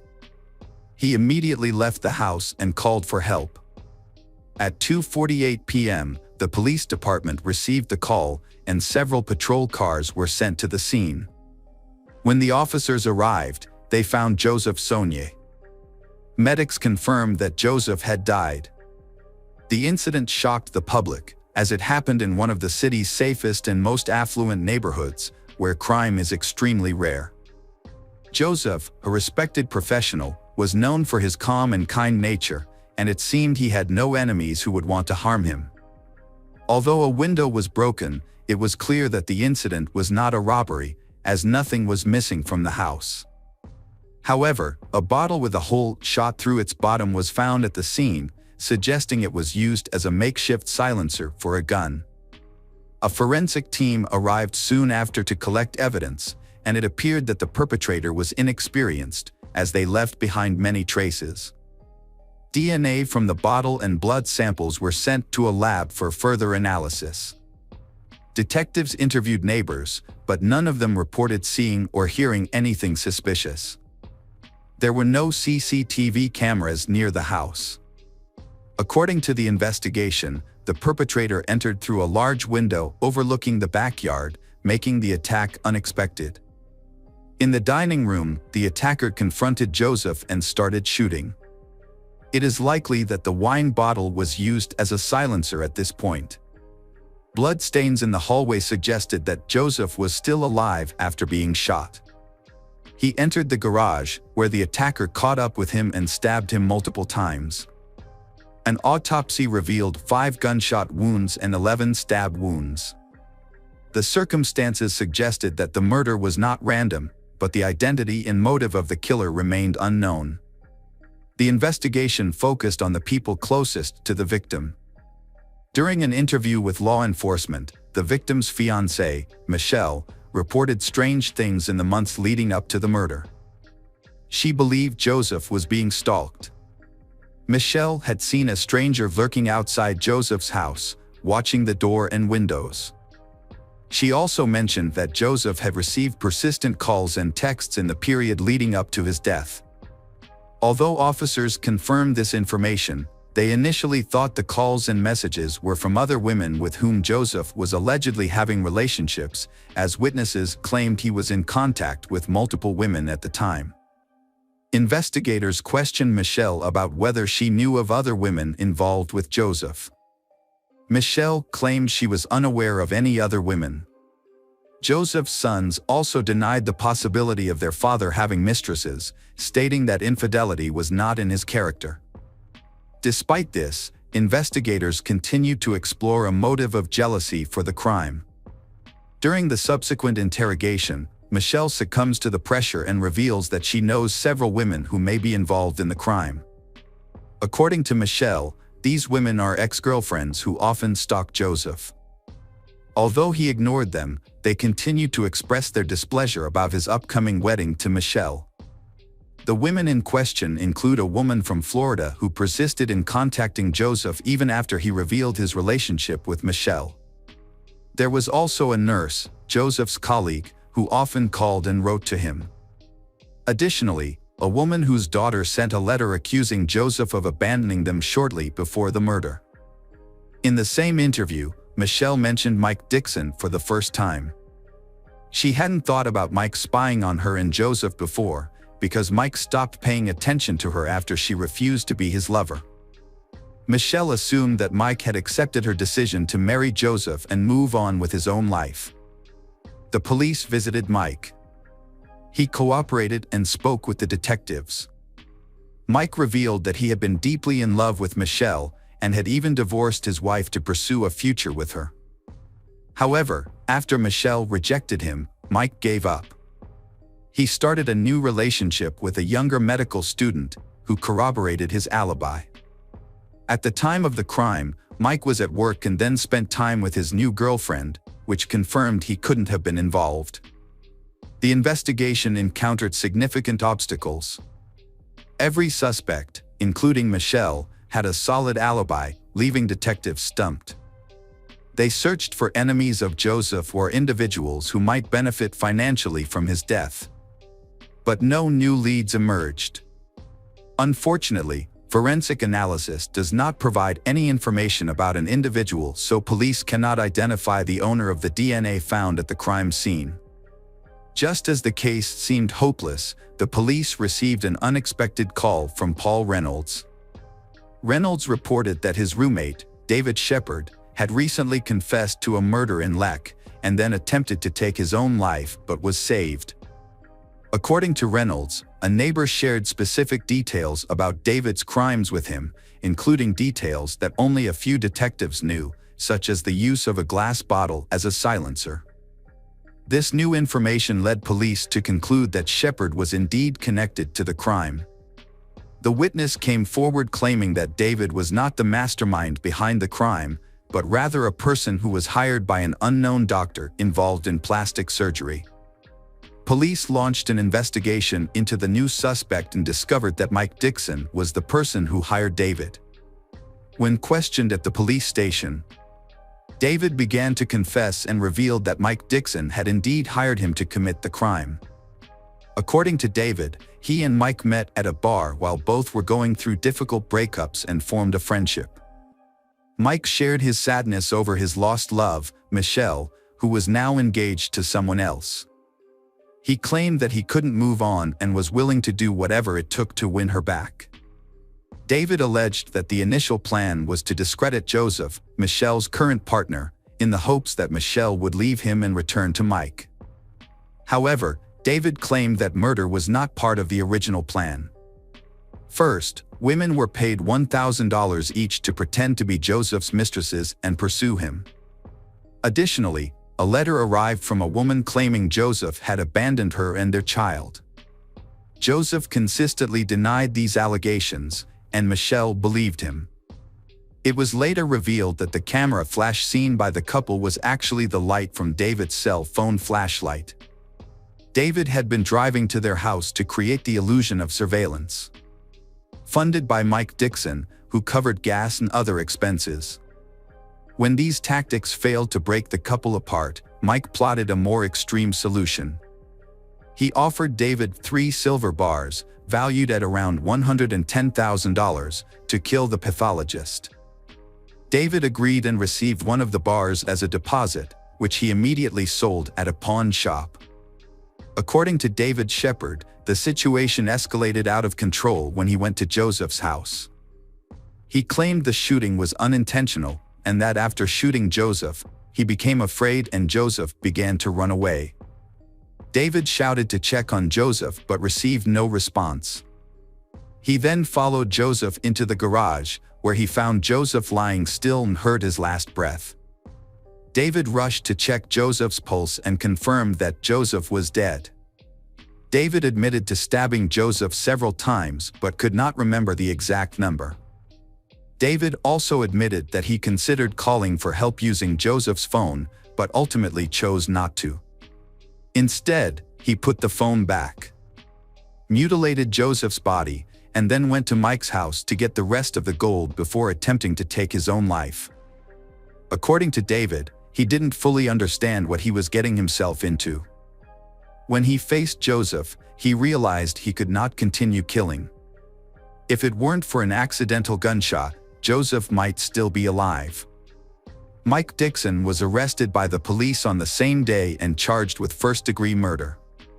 This was based on testimony from David, as well as a large amount of other evidence that included incriminating phone calls and text messages where Mike made explicit confessions. When Mike Dixon was first interviewed by detectives, they had hoped he would confess to the crime. However, he denied everything and asked for a lawyer, which led to a lawsuit. David Sherd, who had been involved in the crime, made a deal with the prosecutor where he pleaded guilty to his role and gave up his right to appeal the sentence. As a result of this deal, David received a life sentence without the possibility of parole, instead of the death penalty. Mike Dixon, on the other hand, maintained that he was not guilty despite the circumstantial evidence against him. However, in a surprising turn of events, David, who was a key witness for the prosecution, changed his story during the trial. Under oath, David claimed that he had committed the crime alone and that Mike Dixon was not involved. He said that the silver bars found at the scene were meant to be used as an investment in a business that the two of them had planned to start. The jury was unable to reach a unanimous verdict, and a retrial was declared. The second trial occurred in 2016, resulting in Mike's conviction for first-degree murder and a life sentence without parole. However, his lawyers successfully appealed the judgment, and it was overturned. Mike was released on $2 million bail, but the case was far from over. The prosecution sought to reinstate the original sentence through the state's highest criminal court, which would have otherwise led to a third trial. On February 11, 2019, the prosecution's motion was granted, and in April 2020, Mike's bail was revoked, prompting a new arrest warrant. The Texas Court of Criminal Appeals ultimately reversed the lower court's decision, reinstating Mike's life sentence without parole. The judge ordered Mike to continue serving his sentence, and he is currently incarcerated in a Texas prison. Hello, crime enthusiasts. Are you ready for another chilling investigation? The case of Kirsten Hatfield. Kirsten Hatfield was born on February 12, 1989, in Midwest City, Oklahoma. Kirsten's father left the family soon after her birth, and her mother, Shannon, moved back in with grandparents. When Kirsten was 2 years old, they moved to their own home. Later, Shannon remarried, but the marriage was short-lived, leaving Shannon to care for her 2 young daughters alone. Kirsten, being the older sibling, took on a lot of responsibility, helping her mother care for her younger sister, Faith. Kirsten and Faith shared a bedroom, while their mother slept in the adjacent room. On May 13, 1997, Shannon put her daughters to bed as usual. Kirsten was 8 years old, and Faith was 3. However, Faith had already fallen asleep, so Shannon only said goodnight to Kirsten and left the door to their room slightly open, as she always did, in case Kirsten or Faith needed her. At around 3 a.m., Shannon was awoken by a noise coming from the girls' room. Thinking one of her daughters was awake, Shannon got out of bed to check on them. As she approached the door, the noise stopped. Assuming her daughters had gone back to sleep, Shannon was about to return to her room when she noticed that the door to their room was now completely closed. This was unusual, as she was certain she had left it slightly open. She wondered if one of them had closed the door or if she had simply forgotten to leave it open. Shannon opened the door slightly to check, but she didn't enter the room before returning to bed. Shannon went to wake up her daughters at 6:30 a.m. the next morning, but only found Faith in their bedroom. Shannon asked Faith where Kirsten was, and when Faith said she didn't know, Shannon began a thorough search of the house.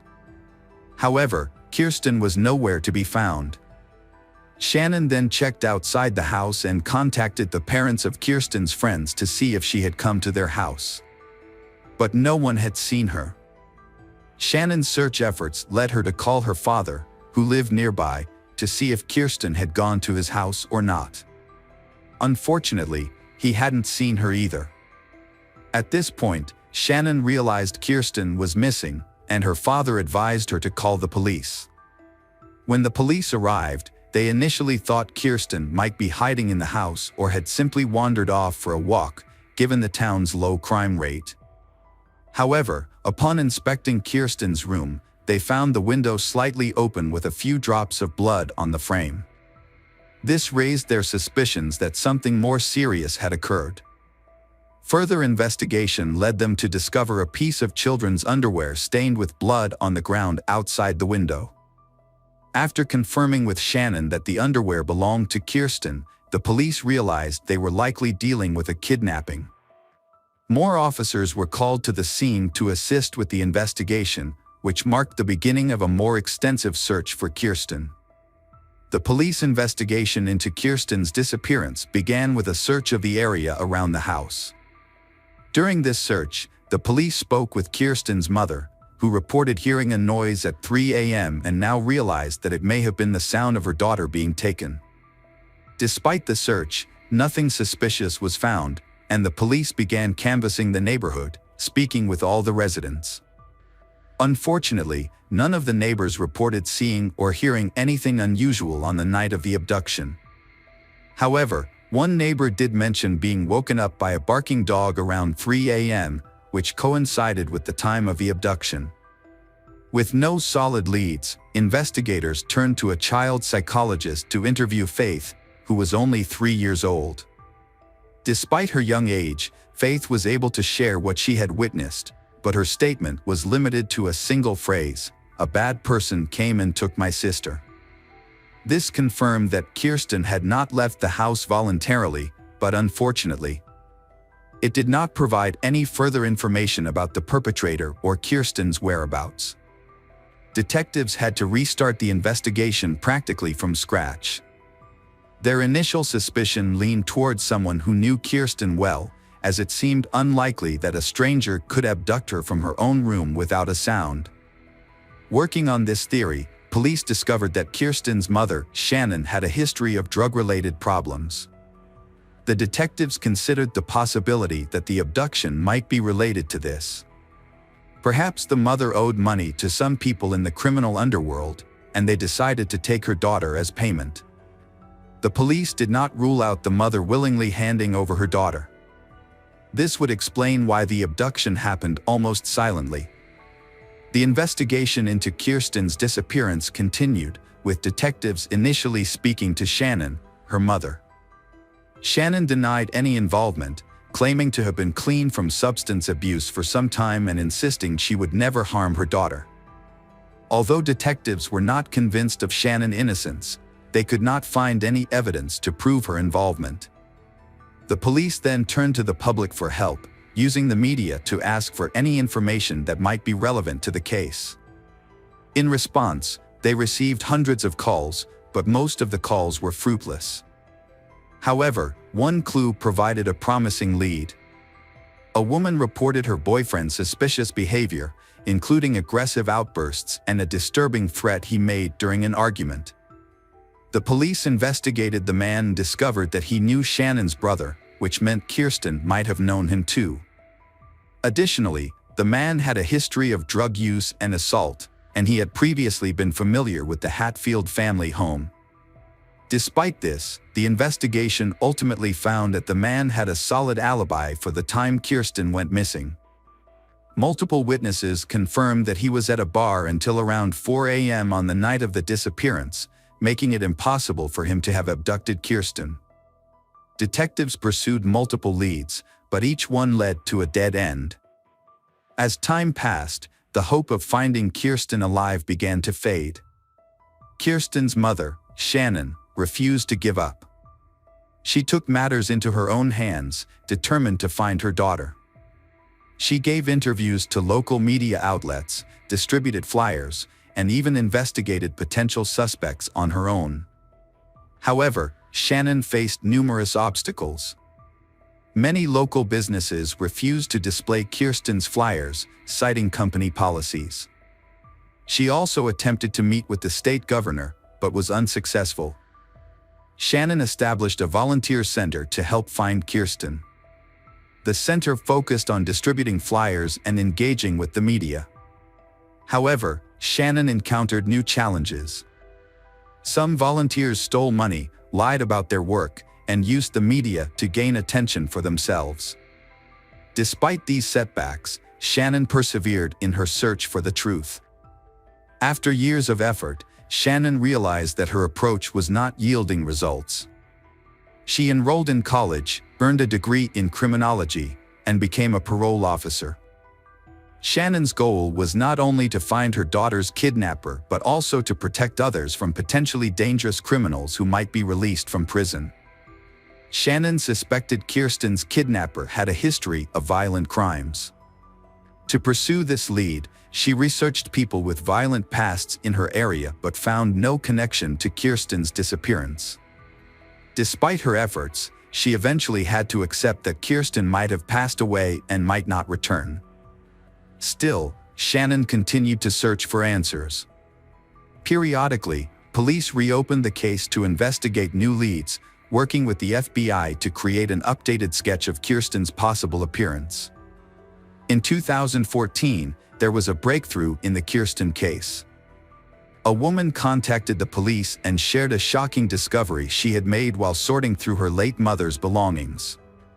Among her mother's possessions was a diary detailing the woman's father's confession, claiming he had killed Kirsten Hatfield. The diary was extremely detailed, and detectives were convinced of its accuracy. According to the diary, the man had kidnapped Kirsten from her bedroom, took her to a house he owned in a nearby town, and murdered her after horribly torturing her. The description of the crime process spanned many pages, leaving even veteran investigators confused. The diary also revealed that the crime had been recorded on a videotape. Investigators immediately questioned the woman's father. However, his reaction was surprising. While he denied any involvement in the Kirsten case, he asserted that he had known who was responsible for Kirsten's death, saying the murder had occurred at his ex-girlfriend's house. The police were confused and asked for the house address. They quickly received a warrant and sent a team to thoroughly search this house. The forensic investigation began with a crucial step: the use of luminol, a substance that glows when exposed to very small amounts of blood. When the forensic team applied luminol to the scene, they were surprised by the results. An expert later described the house as lit up like a Christmas tree due to the numerous bloodstains. The bloodstains matched the details of the murder described in the diary, leading the team to believe they had finally found concrete evidence. To investigate further, police removed the floorboards, cut out sections of wallpaper and sent these items to a laboratory for analysis. They also organized an excavation team in the hope of finding the victim's body. In addition, the police also discovered a box containing hundreds of videotapes in the house, so they had to review the diary. They suspected that one of the tapes might have contained footage of the victim being abused. Detectives meticulously reviewed each tape, but after hours of analysis, none of the tapes were related to the murder. Excavations also proved fruitless, with no remains or evidence found in the soil. However, just when the investigation seemed to have been gaining momentum, the police encountered an unexpected and shocking episode. Experts who analyzed the bloodstains in the house concluded that the bloodstains had actually belonged to an animal, not a human. This revelation left the police stunned and wondering what had just happened. Had someone deliberately deceived them with a cruel joke? Or was the person writing the diary struggling with mental health issues and convinced by a false narrative that had developed in their mind? The truth was still unknown. Detectives had run out of leads in Kirsten's case, and the case was once again stalled. In an effort to revive the investigation, the case was reassigned to a new detective named Daryl Miller in the summer of 2015. Miller decided to start from scratch and review all existing documents and records. During his scrutiny, Miller discovered something surprising. His predecessors had overlooked some key evidence, including blood found on Kirsten's windowsill and on her underwear. The evidence had been stored in a warehouse, but shockingly had never been sent to a laboratory for analysis. Miller suspected that the reason for this might have been because police initially thought the blood belonged to Kirsten, which would not have yielded any useful results. However, Miller decided to send them to the laboratory for analysis. The results were surprising. The blood sample did not belong to Kirsten, but to an unidentified man. This was a significant breakthrough after many years of investigation. Miller decided to collect DNA samples from all the men who had participated in the investigation since the kidnapping. Police tracked down each person on the list and sent their DNA to a lab for analysis. Everyone was cooperative and provided their DNA samples quickly. Miller patiently waited for the results, and finally he received a call from the lab. Experts had analyzed one of the samples and found a perfect match with bloodstains found on the window and the victim's underwear. The DNA belonged to Anthony Palma, 56. The Hatfield family's neighbor who lived across the street. Anthony had been one of the first people the police spoke to on the day of the abduction. At the time, he claimed to have woken up around 3 a.m. due to his dog barking. Now that his DNA had been linked to the crime scene, detectives decided to bring him in for further questioning. Although the DNA evidence was sufficient for a conviction, the investigators hoped to obtain a confession from Anthony. A confession would expedite the trial and potentially lead them to Kirsten's body, which was still missing. To get Anthony to talk, the detectives invited him for questioning, telling him it was a routine process. They claimed they were re-interviewing everyone, including neighbors, to gather new information. In reality, their goal was to get Anthony to admit whether he had ever been inside the Hatfield family home. Detectives asked Anthony to recall any additional details about the night in question. He retold the same story he had shared 18 years earlier. But this time he added a new detail. He claimed to have seen a white car parked outside Kirsten's house, although he didn't think much of it at the time. The police then asked Anthony about his relationship with Kirsten and her family. He stated that he knew them as neighbors, but he had never interacted with Kirsten personally. He maintained that he got along well with the other neighborhood children, who would often ask him for help fixing their bikes or visit him for candy. This conversation became a critical point in the investigation, as the police had discovered Anthony's blood on the windowsill of Kirsten's bedroom. When they asked if he had ever entered the house, Anthony claimed he had not. This statement raised suspicions, as the presence of his blood suggested otherwise. The detectives faced a challenge. Anthony's blood was fresh, suggesting it had been left recently, but he had had a visit to the house when it belonged to a friend. The investigators decided to move forward with the interrogation. Informing Anthony that his blood had been found in Kirsten's room and on her underwear. Anthony repeatedly denied ever entering the house, despite the evidence to the contrary. The investigators attempted to extract a confession, but he consistently maintained his innocence. The detectives changed their approach and exited the room, leaving Detective Miller to speak with Anthony privately. Miller entered with a photo of Kirsten, placing it in front of Anthony. However, Anthony promptly pushed the photo away, refusing to look at it for the remainder of the conversation. Miller asked various questions, attempting to prompt Anthony into a confession, but he continued to deny any involvement. Failing to obtain an admission of guilt, the police ended the interrogation and apprehended Anthony. A subsequent search of his residence, made possible by a search warrant, uncovered no evidence of Kirsten's remains or any other relevant evidence. During the trial, Anthony repeatedly denied any involvement in the crime. But DNA evidence told a different story. As the trial progressed, new details emerged that the police had initially overlooked. It was revealed that Anthony had a history of run-ins with the law, including a prior conviction for breaking into a girl's bedroom and assaulting her. He had also been imprisoned in the 1980s for a violent attack involving a weapon. Anthony's past convictions signaled his dangerousness, yet were overlooked in 1997. In 2017, a jury returned a guilty verdict for Kirsten's kidnapping and Kirsten's murder, and Anthony was sentenced to life in prison.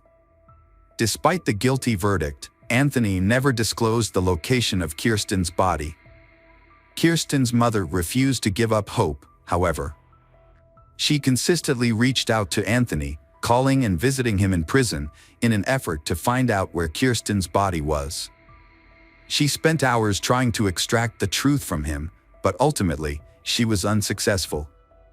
Tragically, in 2019, Anthony was killed by his cellmate, who was motivated by a desire for revenge for Anthony's horrific crime against a child. As a result, Kirsten's family's only hope of finding Kirsten's body now depends on hikers or tourists who might stumble upon it in remote national parks, where Anthony may have buried her. Hi there, investigators.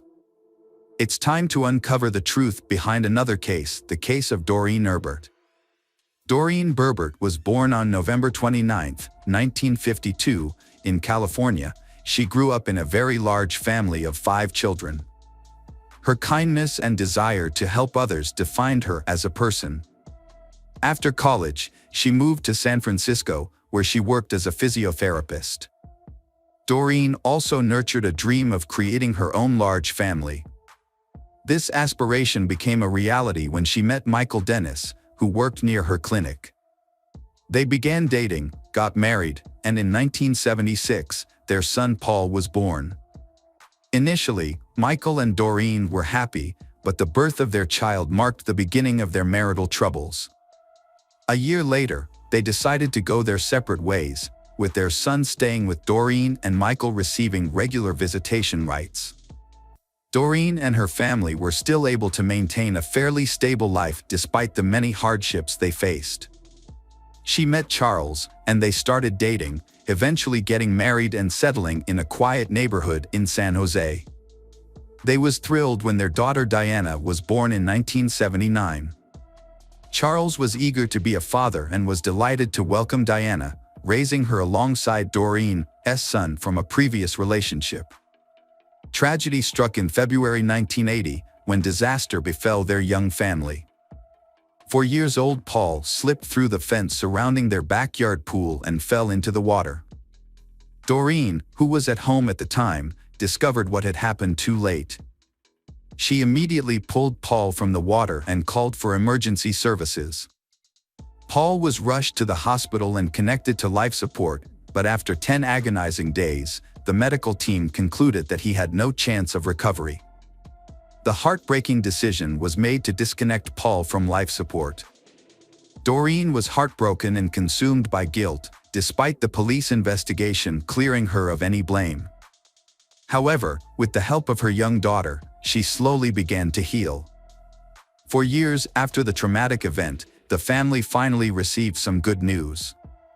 After 2 previous miscarriages, Doreen became pregnant again, and this time, everything seemed to be going smoothly. They was expecting a baby boy, due to arrive in early November. Just days before Doreen's scheduled hospital visit, the family decided to participate in Halloween festivities. On the evening of October 31st, the neighborhood was filled with decorated homes, children trick-or-treating, and parents handing out candy. Diana, now 4 years old, was excited to join in and her parents agreed. Although Doreen was 9 months pregnant, she accompanied her daughter on the trick-or-treating adventure, while Charles stayed home to hand out candy to other children. Charles and his wife, Doreen, had returned home from taking their daughter trick-or-treating. Just before 9 p.m., noticing they were running low on candy, Charles decided to make a quick trip to the nearby store to restock. At around 8:50 p.m., he left the house, leaving his wife and daughter behind. 15 minutes later, he returned home to find the front door slightly ajar, which seemed suspicious.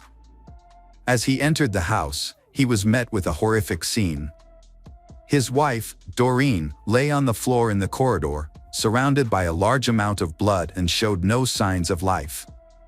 Charles immediately called 911. In the living room, he then found the body of their unborn child. Charles was in shock, struggling to comprehend what he was seeing. At first he wondered if Doreen had had a miscarriage, but he quickly realized that something much more serious had happened. Next to their unborn child lay Doreen's severed hand, making it clear to Charles that his family had been attacked. Fearing for his daughter's safety, he frantically searched for her. There was so much blood on the floor that he slipped and fell while running through the house. Eventually, he found his daughter hiding behind the sofa in the living room. She is still alive and unhurt. When paramedics arrived, they found Doreen's weak pulse and rushed her to the hospital. Tragically, Doreen did not survive and was pronounced dead in the ambulance. Her unborn child also did not survive. The attacker had inflicted severe injuries on the baby after removing it from Doreen's womb. A post-mortem examination revealed that Doreen had been stabbed multiple times with a long, sharp object, possibly a sword or machete. The crime scene was particularly disturbing, with blood covering the floors, walls, and ceiling. Police officers at the scene were deeply affected by what they witnessed. Despite a thorough search of the house, no signs of the perpetrator or any evidence were found. However, investigators did discover bloody footprints leading from the house to the middle of the road, suggesting that the killer may have escaped in a vehicle. Soon, investigators found another crucial piece of evidence on the lawn in front of the house, a wolf mask covered in blood. They believed it might belong to the killer, as Charles reported they didn't own such a mask. The evidence was sent to the laboratory for analysis. And police attempted to question Diana, who was the only witness in this incident. Although shaken and in complete shock, Diana provided valuable details about what happened. She explained that shortly after her father left for the store, someone knocked on their door. When Doreen answered, she saw a man wearing a wolf mask and holding a long blade. He threatened to kill her, and Doreen immediately screamed at Diana to run out of the house. Diana hid behind the sofa but couldn't recall what happened next until her father found her. Initially, the police found it suspicious that the victim's husband, Charles, had left for the store just minutes before the killer arrived. This coincidence led investigators to consider him as a potential suspect. When Charles returned home, he unknowingly stepped on blood multiple times, even falling and getting covered in it. Despite this, Diana was unable to help identify the attacker due to the wolf mask. Police initially considered the possibility that Charles might have intentionally gotten blood on his clothes to create an alibi. However, detectives quickly discovered several inconsistencies in this theory. Firstly, Charles's shoes did not match the bloody footprints found on the street. Secondly, the killer likely escaped in a car parked in front of the house, but no blood was found in Charles's vehicle, nor was a different pair of shoes discovered. To investigate further, police went to the store that Charles had visited that evening and spoke to the staff there. They confirmed that Charles had indeed purchased candy from him. This established an alibi for Charles, as he didn't have enough time to commit the murder. Surveillance footage from the store supported Charles's account, leading detectives to temporarily rule him out as the prime suspect. They then asked Charles if he knew of anyone who might want to harm his family. Charles immediately pointed out Michael, Doreen's ex-husband. According to Charles, Michael's behavior changed dramatically after the death of their son, who had drowned in the pool. Michael blamed Doreen for the boy's death, believing she had deliberately killed Paul to cut ties with him.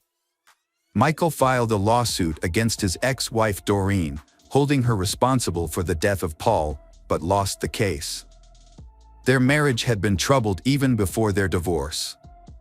After the birth of their son, Michael's behavior became increasingly erratic, often withdrawing into depression and distancing himself from his family. Doreen suspected that Michael's childhood traumas were to blame. As a child, Michael had hearing problems and wore a bulky hearing aid, which earned him constant teasing from his peers. This led to him growing up as an introvert with few friends and a fear of interacting with women. Although his relationship with Doreen seemed to have helped him overcome these issues, they eventually resurfaced and contributed to their decision to divorce. When Doreen married Charles, Michael began to resent her, particularly for the fact that another man was raising his son. These feelings became even worse after Paul's death, made Michael hate his ex-wife even more. Michael has also been unemployed for a long time, which had a significant impact on him. After considering this information, the detectives decided to visit Michael's house to speak with him. Although Charles's statement alone was not enough to make Michael the main suspect. The fact that Michael lived only 2 miles from Doreen's house prompted the detectives to pay him a visit immediately. The officers arrived at Michael's home around midnight and noticed a pickup truck parked near the garage. When police shined their flashlights on Michael's car, they saw blood on the steering wheel and keys. They knocked on the door, but no one answered. Lights were still on inside the house and they could hear running water, leading them to suspect that Michael might be destroying evidence or washing bloody clothes. They continued knocking until Michael opened the door. Michael remained calm, even after being informed Doreen's murder. Michael answered the officers' questions calmly and allowed them to enter his house without a warrant. He claimed that he had gone to the store earlier that day, returned home, and hadn't left since. He even agreed to sign a form allowing the police to search his home. However, as he reached for the pen to sign, officers noticed a deep cut on his right hand. Michael explained that he had accidentally cut himself while carving a pumpkin for Halloween, but the police were skeptical of his story. The wound was fresh, with blood still seeping out. As officers searched the house, Michael accompanied one of them upstairs to retrieve his ID. However, when Michael reached for the bed headboard, the officer intervened, sensing suspicious behavior. Why would Michael store his documents behind the bed? Curiosity led the police to conduct a deeper investigation. Upon approaching the bed, they spotted a holster attached to the headboard, containing a loaded gun. The officer confiscated the weapon and escorted Michael downstairs to the other officers. Meanwhile, the officers discovered a trail of blood droplets leading from the house to the garage. And they found a washing machine and a pile of clothes with bloodstains. This evidence is enough to arrest Michael. A thorough search of the house by detectives and forensic experts followed, seeking evidence that might link Michael to the murder. Although the blood analysis would take a few days, the police made some disturbing discoveries. They found an empty box for an 18-inch machete. Medical experts confirmed that the wounds from this knife matched the actual wounds found on Doreen's body. During the investigation, police found 2 makeshift coffins in Michael's house, leading them to believe that he was planning to harm his ex-wife, Doreen, and her husband. The presence of medical body bags at his home was also suspicious. As detectives pieced together the evidence, they went to a judge to request a warrant for Michael's arrest. However, due to a lack of concrete evidence, they were initially only able to hold him for a limited time. When the judge refused to issue an arrest warrant, citing insufficient circumstantial evidence to convict Michael, he was released from prison. But detectives eventually got vital information from the autopsy results. Experts discovered that the crime scene had blood from 2 individuals. One blood type was identified as Doreen's, and the other was Michael's. This evidence suggested that Michael had likely injured himself while attacking Doreen. With this new evidence, the judge quickly issued a warrant for Michael's arrest, charged him with the murder of Doreen and her unborn child. In addition, detectives discovered that Michael owned a wolf mask identical to the one found near Doreen's house the previous Halloween. Further inquiry revealed that Michael had worn the mask to a party, and a photograph of him wearing it was even obtained by police. To validate this, detectives searched Michael's home and found the same clothing he wore in the photo. To search for new clues to the case, the police interviewed Doreen's neighbors about the incidents that happened that night. Several children who were trick-or-treating reported seeing a man wearing a wolf mask standing across from Doreen's house, eyeing it intensely. This sighting occurred around 7 p.m., a full 2 hours before the murder. Michael's trial commenced in July 1988, 4 years after the crime. He initially pleaded guilty but later changed his plea to not guilty by reason of insanity. A psychologist evaluated Michael and diagnosed him with severe mental health issues. Michael claimed that the horror of Halloween was too much to bear, as the sight of children trick or treating reminded him of his own loss and triggered a mental breakdown. He alleged that this breakdown led him to visit Doreen's house armed with a machete on the evening of the murder. When Doreen opened the door, Michael revealed his true identity as the man behind the mask and made a shocking statement: she killed their son. Recognizing the man as Michael, Doreen quickly screamed for her daughter to run, and Michael immediately attacked her. Michael claimed he was unaware that Doreen was pregnant at the time of the attack, but this assertion was met with skepticism. Doreen was visibly pregnant, standing at 4 feet 1 inches tall, and her friends found it hard to believe that Michael wouldn't have noticed, especially given her prominent belly. In fact, her friends joked that her pregnancy had made her almost as wide as she was tall. The prosecution argued that Michael was fully aware of his actions and had planned the crime in advance, a claim supported by evidence from the investigation. Detectives discovered that Michael had previously shared his desire to kill his ex-wife and her husband with friends, and had even discussed disposing of their bodies in the bay. The presence of 2 coffins and body bags in his home suggested that he was serious about carrying out this plan, and the prosecution argued that he had adjusted his intentions for some reason to target Doreen instead. Michael may have panicked or feared being caught, prompting him to leave the house quickly. During the trial, Doreen's 9-year-old daughter, Diana, testified about what she witnessed. Charles had wanted to spare his daughter the traumatic experience, but she was the only witness to the crime. The trial lasted a year, ultimately resulting in Michael's conviction for the murders of Doreen and her unborn child. Michael was sentenced to death, but a moratorium on the death penalty in California delayed his execution. As a result, Michael remains in prison, and his sentence will be carried out. Years later, Diana revealed that the murder had such a profound effect on her, and she could never forget the horror she witnessed. Ultimately, Diana decides to forgive Michael and try to move past the past to focus on the future. Welcome back, mystery lovers. Today's case is going to keep you on the edge of your seat. The case of the Harvey family. Brian Taba Harvey, 49, was a local icon who rose to fame in the 1980s as the lead singer and songwriter of the indie band House of Freaks. Although he and his musical partner Johnny Hott went their separate ways professionally in the 1990s, they remained close friends. A dedicated musician, Brian performed on stage for the final time on New Year's Eve, unaware that it would be the last night of his life. On the other hand, Catherine Gravinsky, 39, found success as co-owner of World of Mirth, a popular toy store in Richmond's Carytown district. She was an artist who pursued various endeavors, including painting sets for community theater, working as a pastry chef, and waitressing.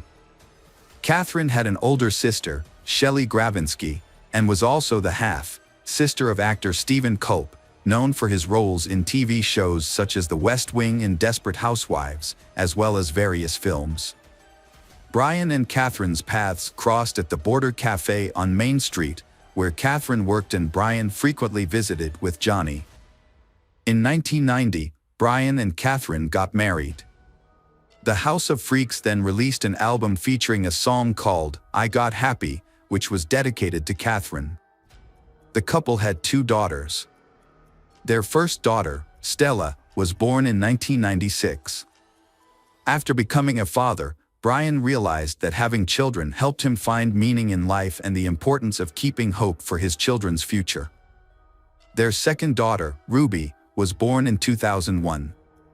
While working in the computer department of the Henrico County school system, Brian continued to pursue his passion for music. Meanwhile, Catherine started her own business, opening a unique toy and gift store called World of Mirth in the Carytown neighborhood. The store was designed to be a welcoming space for parents and children to spend time together, and children are free to play with the available toys. Brian Harvey's family lives in a quiet, quaint neighborhood south of Richmond. Their 2-story red brick house was surrounded by large trees, porch swings, and ivy-covered gardens. They had a cozy family room in the basement. The family was well respected and loved in the community, and it seemed no one had any ill will towards them. On New Year's Day, 2006, Brian, his wife Catherine, and their two daughters, Stella and Ruby, were preparing for a busy day. They were hosting a barbecue lunch for friends and family, a tradition they enjoyed every year on this day. They woke up early to get everything ready. That Sunday morning, Brian went outside to collect the newspaper, absorbed in the front-page news. He didn't lock the door when he came back in, which wasn't unusual for them, especially on party days when friends would be arriving. The neighborhood was considered safe, so they didn't think much of it. However, on that day, Brian was unaware that some criminals were secretly lurking nearby. Catherine was busy in the kitchen, preparing cookies for the guests who were expected to arrive soon. Suddenly, she heard voices coming from the living room and thought that some guests had arrived early. But when she went to check, she was shocked to see two strangers instead of familiar faces. Later, Brian, Catherine, and their young daughter Ruby were ordered to go downstairs to the basement playroom. Stella, who had spent the night at a friend's house, had not yet arrived home. Once the family was in the small room, the intruders used electrical cords and packing tape to tie them up. The intruders told them that as long as they cooperated, no one would get hurt while they searched the house.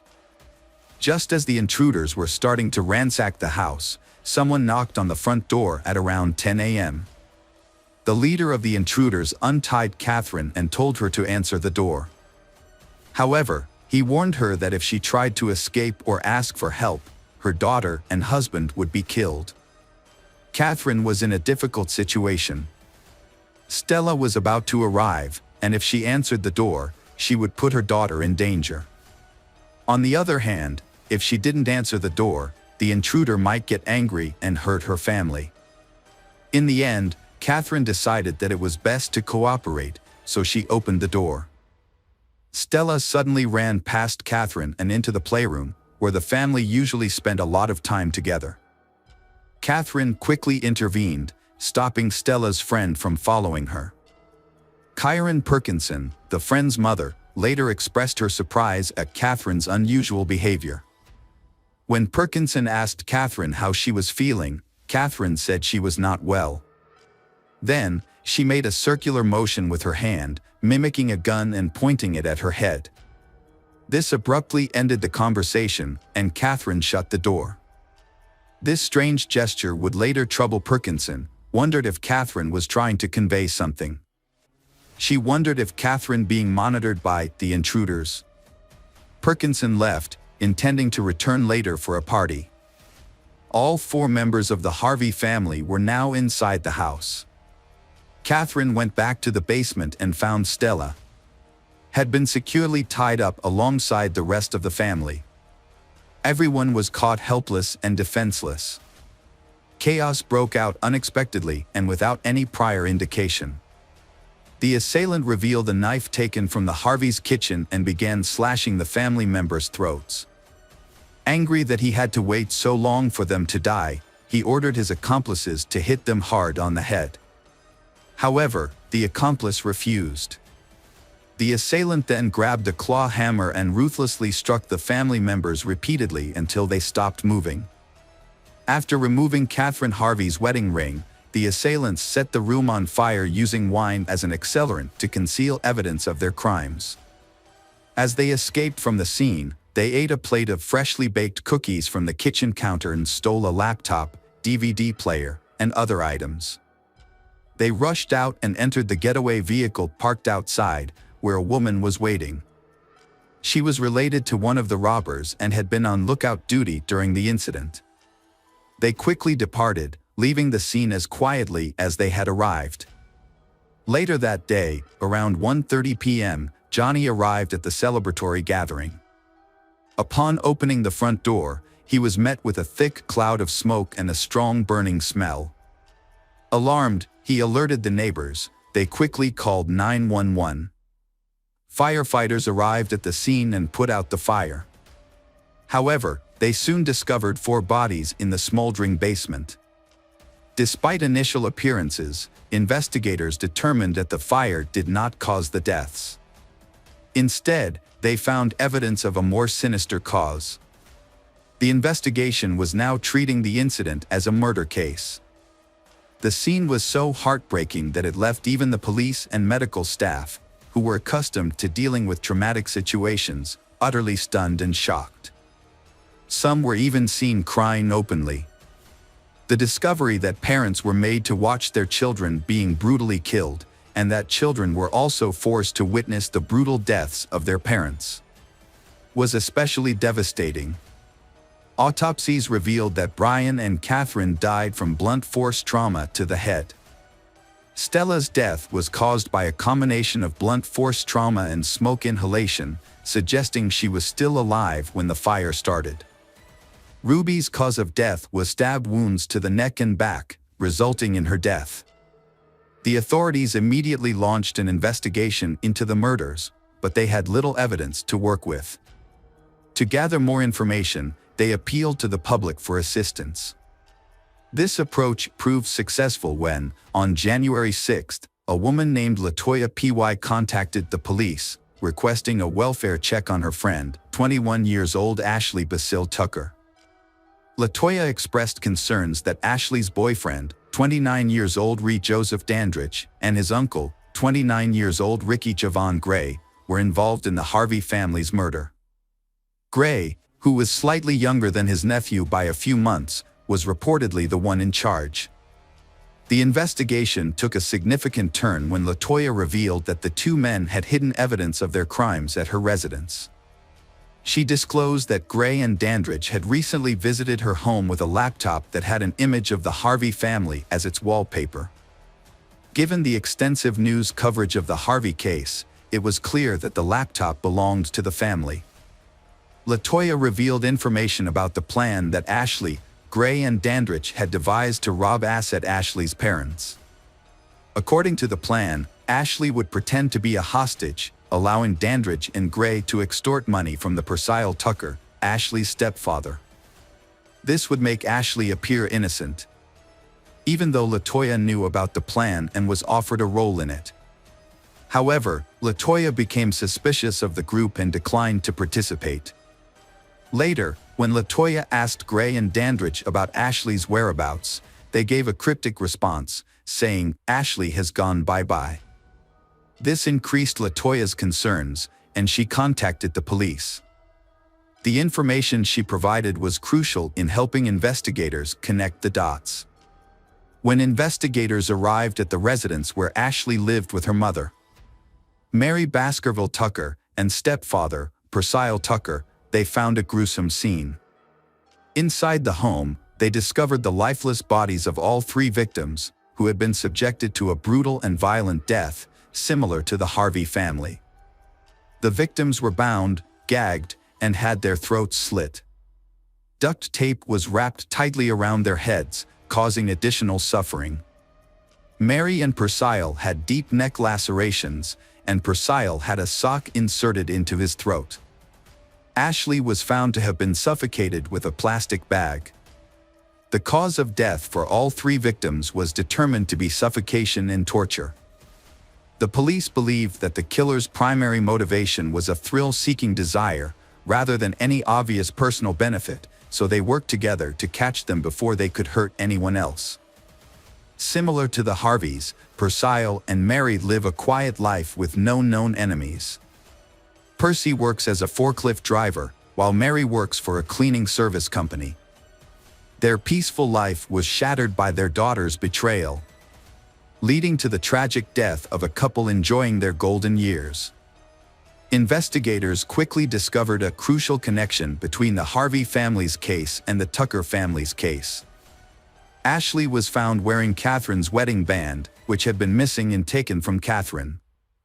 With this revelation, urgent action was necessary to apprehend Gray and Dandridge before they could inflict further harm. Authorities tracked Gray and Dandridge back to their home state of Pennsylvania and apprehended them in Philadelphia on January 7. Dandridge claimed that Gray planned the murders and he just followed orders. When faced with these accusations, Gray provided explicit and disturbing details of the two family massacres, explaining that financial gain was the primary motivation behind their actions. Notably, during the Harvey family murders, he was under the influence of an illicit substance called PCP, also known as phencyclidine or angel dust. This potent drug is known to cause auditory and visual hallucinations and often leads to aggressive behavior. During his confession, Gray showed no emotion, maintaining a chilling stare. His indifference to the lives he took led investigators to view him as a ruthless and heartless individual. Additionally, it was discovered that Gray was responsible for the murder of his wife, Trevor Terrell Gray, whose body was found in a shallow grave in Washington, Pennsylvania. The couple, married for 6 months, lived together in a house owned by Trevor's family. They shared the home with Gray's nephew, Dandridge. Trevor's parents reported that the couple frequently had intense arguments. On the day Trevor's body was discovered, Gray had claw marks on his forearm. Initially, neither Gray nor Dandridge were considered suspects by the Washington police. Trevor's mother, Manna Squires, claimed that the police thought Trevor's death was due to a drug overdose, which led to a slow investigation. Trevor's death initially raised suspicions, but a thorough investigation did not occur until Gray confessed to the crime in 2006. On December 31, 2005, a violent assault occurred outside a home in Arlington. 2 men, later identified as Gray and Dandridge, attacked 26-year-old Ryan Key in front of his parents' house. The assault left Ryan with severe injuries, including stab wounds to the chest, neck, and arms. He spent 2 weeks in a coma due to the near-fatal attack. Additionally, he permanently lost the use of his right arm. Gray and Dandridge faced multiple charges related of the Tucker's family killings. Gray was charged with 5 counts of capital murder, while Dandridge faced 3 counts of murder. Despite initially admitting to their involvement, both men pleaded not guilty. Gray's 6-month trial concluded with a guilty verdict on all counts. He received a life sentence for the murders of Brian and Catherine Harvey. The court also sentenced him to death for the brutal murders of Stella and Ruby. Following Gray's conviction in September 2006, Dandridge chose to accept a plea deal to avoid the death penalty. He was sentenced to life in prison without the possibility of parole in December 2006. Gray also faced charges in Culpeper County for the murder of Cheryl Warner, a 37-year-old mother of 3 who was found shot and hanged in her burning home. Gray pleaded not guilty, but the charge was later suspended due to conflicting evidence on June 4, 2008. Over the next 9 years, Gray's lawyers filed multiple appeals. They argued that Gray's traumatic childhood had affected his mental capacity. However, the Supreme Court rejected his case in 2016. As a result, Gray was scheduled to be executed on January 18, 2017. On the scheduled date, with all appeals exhausted, Gray was put to death by lethal injection at Greensville Correctional Center. Meanwhile, Dandridge remains in prison at Sussex 2 State Prison. The Harvey family's brutal murders sent shockwaves of horror and grief through the community. Over 1,400 people attended their memorial service, expressing condolences and sorrow outside Catherine's store. Flowers, dolls, and candles formed a poignant tribute along the curb outside the red brick house. The candles, lit by children, remained glowing for weeks. Catherine's brother Culp described the murders as a devastating blow that felt endless. He spoke about the pain of thinking about the family's final hours, saying that everyone was trying to move forward. Welcome back, detectives. Let's dive into another horrible case. The case of the Parente family. William Michael Parente was born on July 20, 1949, in Bay Ridge, Brooklyn. His parents, Willie and Rulon Parente, raised him with values rooted in their family's history of law enforcement. His father, a New York trooper, played a significant role in shaping his upbringing. As an only child, William received his parents' undivided attention. He spent summers enjoying the sun with his family in Long Beach. William pursued his education at Brooklyn College and Brooklyn Law School, thanks in part to the financial support of his uncle, Anthony J. Russo. William worked in his uncle's Manhattan law office on the Avenue of the Americas.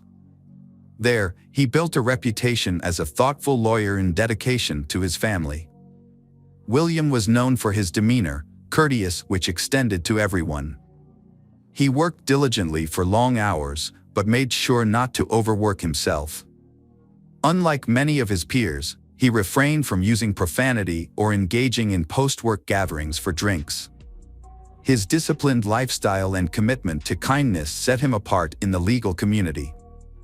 Even on difficult days, William maintained his composure and treated everyone with respect. In 1977, after being admitted to the New York bar, William married Betty Mazzarella. He began his career at a prestigious Wall Street law firm but made a significant change in 1988. When Betty became pregnant with their first child, William decided to start his own private practice. This change happened around the same time the family moved to Garden City, New York, an affluent community in Nassau County, Long Island. Despite living in the suburbs, the William family remained connected to their Brooklyn roots. They regularly returned to their old neighborhood to enjoy local delicacies, reconnect with old friends, visit their mother, and relive cherished childhood memories. By the time he was 60, William Parente had become an experienced estate and tax attorney. He ran his practice from an office in a Queens shopping center. His wife, Betty Mazzarella, 58, dedicated her time to taking care of their home and organizing charity fundraisers in their local community. Betty was actively involved in church activities, which were an integral part of their neighborhood's social fabric. The couple had two daughters, Stephanie and Catherine. Stephanie, the elder daughter, was 19 years old and a sophomore at Loyola College, studying speech pathology with plans to pursue dentistry in the future. Her friendly nature made her well-liked by her classmates and teachers. She also maintained close relationships with her friends back home in Garden City. Their younger daughter, Catherine, showed remarkable talent at just 11 years old, earning her admiration from teachers and staff at Garden City Middle School. Her exceptional abilities indicated a promising future ahead. In the later stages of his legal career, William became involved in what he called bridge loans. He acted as a financial intermediary, similar to a bank, allegedly using assets from investment portfolios under his management to finance these loans. When an investor asked for their money back, William Parente was unable to return the funds or explain why he couldn't. On April 15, 2009, William, along with his wife Betty and youngest daughter Catherine, took a trip to visit their eldest daughter Stephanie in Towson, planning to surprise her. They booked room 1029 at the Sharon Hotel, near the Talone Town Center Mall, with a reservation until the 19th. When they arrived, Stephanie's friend was surprised, given that classes had just resumed after the Easter break and Stephanie was busy preparing for a chemistry exam. The visit was unexpected, especially since the parents had already planned to visit on Friday the 17th to discuss Stephanie's study abroad plans in England. Despite the initial surprise, the visit seemed like a normal family reunion. However, what took place that day remains unclear. Based on the evidence, here is what happened. Betty Mazzarella Parente was the first victim. She was brutally assaulted and suffocated in bed on Sunday morning. Later, Catherine, the youngest daughter, met a similar fate, dying from the same violence as her mother. Catherine's body was placed beside her mother's. On Sunday afternoon, Stephanie arrived at the hotel after leaving her campus and tragically met the same demise as her mother and younger sister. Her body was laid beside theirs on the bed. None of the victims showed signs of struggle. No evidence of drugging or physical restraint was found. William Parente carefully planned the annihilation of his family. On that somber Sunday, around midnight, one of Stephanie's close friends and roommates grew worried about her absence from their dorm room. After hours of worrying, the roommate called the hotel room phone to reach Stephanie. The roommate knew Stephanie planned to return to the dorm to study for final exams, so they were surprised when William Parente, Stephanie's father, answered the call. William explained that Stephanie was staying at the hotel with family. The roommate accepted this excuse and ended the call, unaware that Stephanie was already dead. Later, the roommate thought back on the conversation and remembered that William's tone seemed unusual. On Monday morning, William Parente ended his life by using a knife he had bought at a nearby mall. He inflicted fatal injuries on himself in the hotel bathroom. When the family failed to check out, hotel staff became concerned. School Loyola College also raised concerns about Stephanie's unexplained absence from classes, especially since it was a crucial time for her final exams. The college contacted the hotel, requesting a welfare check on Stephanie and her family. At 3 p.m., a housekeeper tried to enter their 10th floor room but found the door locked and received no response. The housekeeper alerted other staff, and a hotel manager entered the room. The manager found William Parente's lifeless body in the bathroom, having taken his own life with a knife. The manager quickly called emergency services and continued to investigate. As he entered the room further, he found 3 bodies carefully arranged on one of the beds. The victims were Betty Mazzarella and her 2 daughters, Stephanie and Catherine. The Baltimore County Police were immediately called to the scene, and all other guests on the 10th floor were relocated as part of the investigation. The police also took the family's Mercedes-Benz SUV from the hotel parking lot. After investigating, they determined that William Parente had committed a murder-suicide on that Sunday. And the police found that the causes of death were asphyxiation and blunt force trauma. They believe that Betty and Catherine were the first victims, followed by Stephanie. The police think that one of William's last interactions was with Stephanie's boyfriend, who tried to call Stephanie around midnight. However, Stephanie had already been killed by her father by then. Shortly after the call, William likely went to the bathroom and took his own life using a knife he had bought earlier from the mall. It is believed that William Parente's decision to kill his family and then commit suicide may have stemmed from an investigation into his possible involvement in a major fraud. William Parente was accused of being part of a Ponzi scheme, a type of investment scam where money from new investors is used to pay existing ones, often resulting in huge financial losses. Investors have been scammed of around $20 million, with one investor claiming a loss of $450,000. Investigations showed that William had issued bounced checks totaling $245,000 to investors, leading to further complaints to the New York Attorney General's office. After William Parente's death, some investors came forward with losses totaling millions of dollars. A colleague of William's made a poignant observation: financial losses can be recovered, but the loss of human life is irreparable. Friends and family have struggled to overcome their feelings of grief following the horrific incident. A memorial service was held at Loyola College on Monday night to honor Stephanie's memory. The family William Parente home, once full of life, became a somber space filled with tributes such as flowers and candlelit vigils.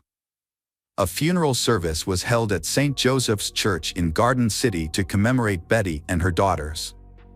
According to reports, Catherine's middle school classmates were transported by bus to attend the service. Stephanie's college peers made a significant effort to join, driving from Talon and arriving as early as 4 a.m. for the morning ceremony. The family was laid to rest together at St. Charles Cemetery in East Farmingdale, New York. In contrast, William Parente received a separate, private funeral service at a different location. He was cremated, but the location of his ashes was not publicly disclosed. The horrific actions of this merciless perpetrator have caused immense distress for the victims and their loved ones. Hi everyone, thanks for returning. Let's unravel another perplexing mystery. The case of Vincent Brothers. Vincent Brothers was born on May 30th, 1962, in Long Island, New York. From a young age, he was known for his charisma, reliability, and diligence. He also served in the Marine Corps Reserves.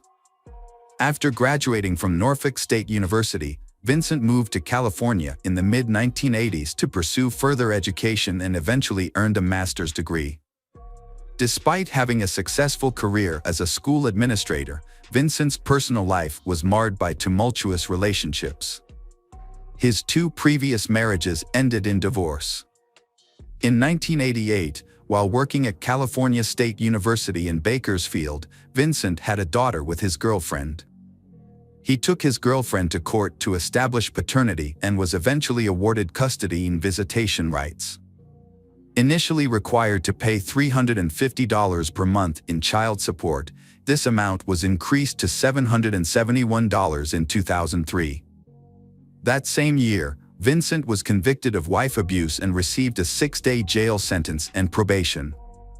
In 1992, Vincent married for the second time, but this marriage also ended in divorce in 1996 due to accusations of intimidation and physical abuse by his second wife. While serving as the assistant principal at Emerson High School, Vincent was accused of sexually harassing a colleague. The woman claimed that Vincent assaulted her at his home and took her phone to prevent her from calling the police. When she tried to report the incident to the police, she said police discouraged her from pursuing charges because she was afraid of Vincent's reputation.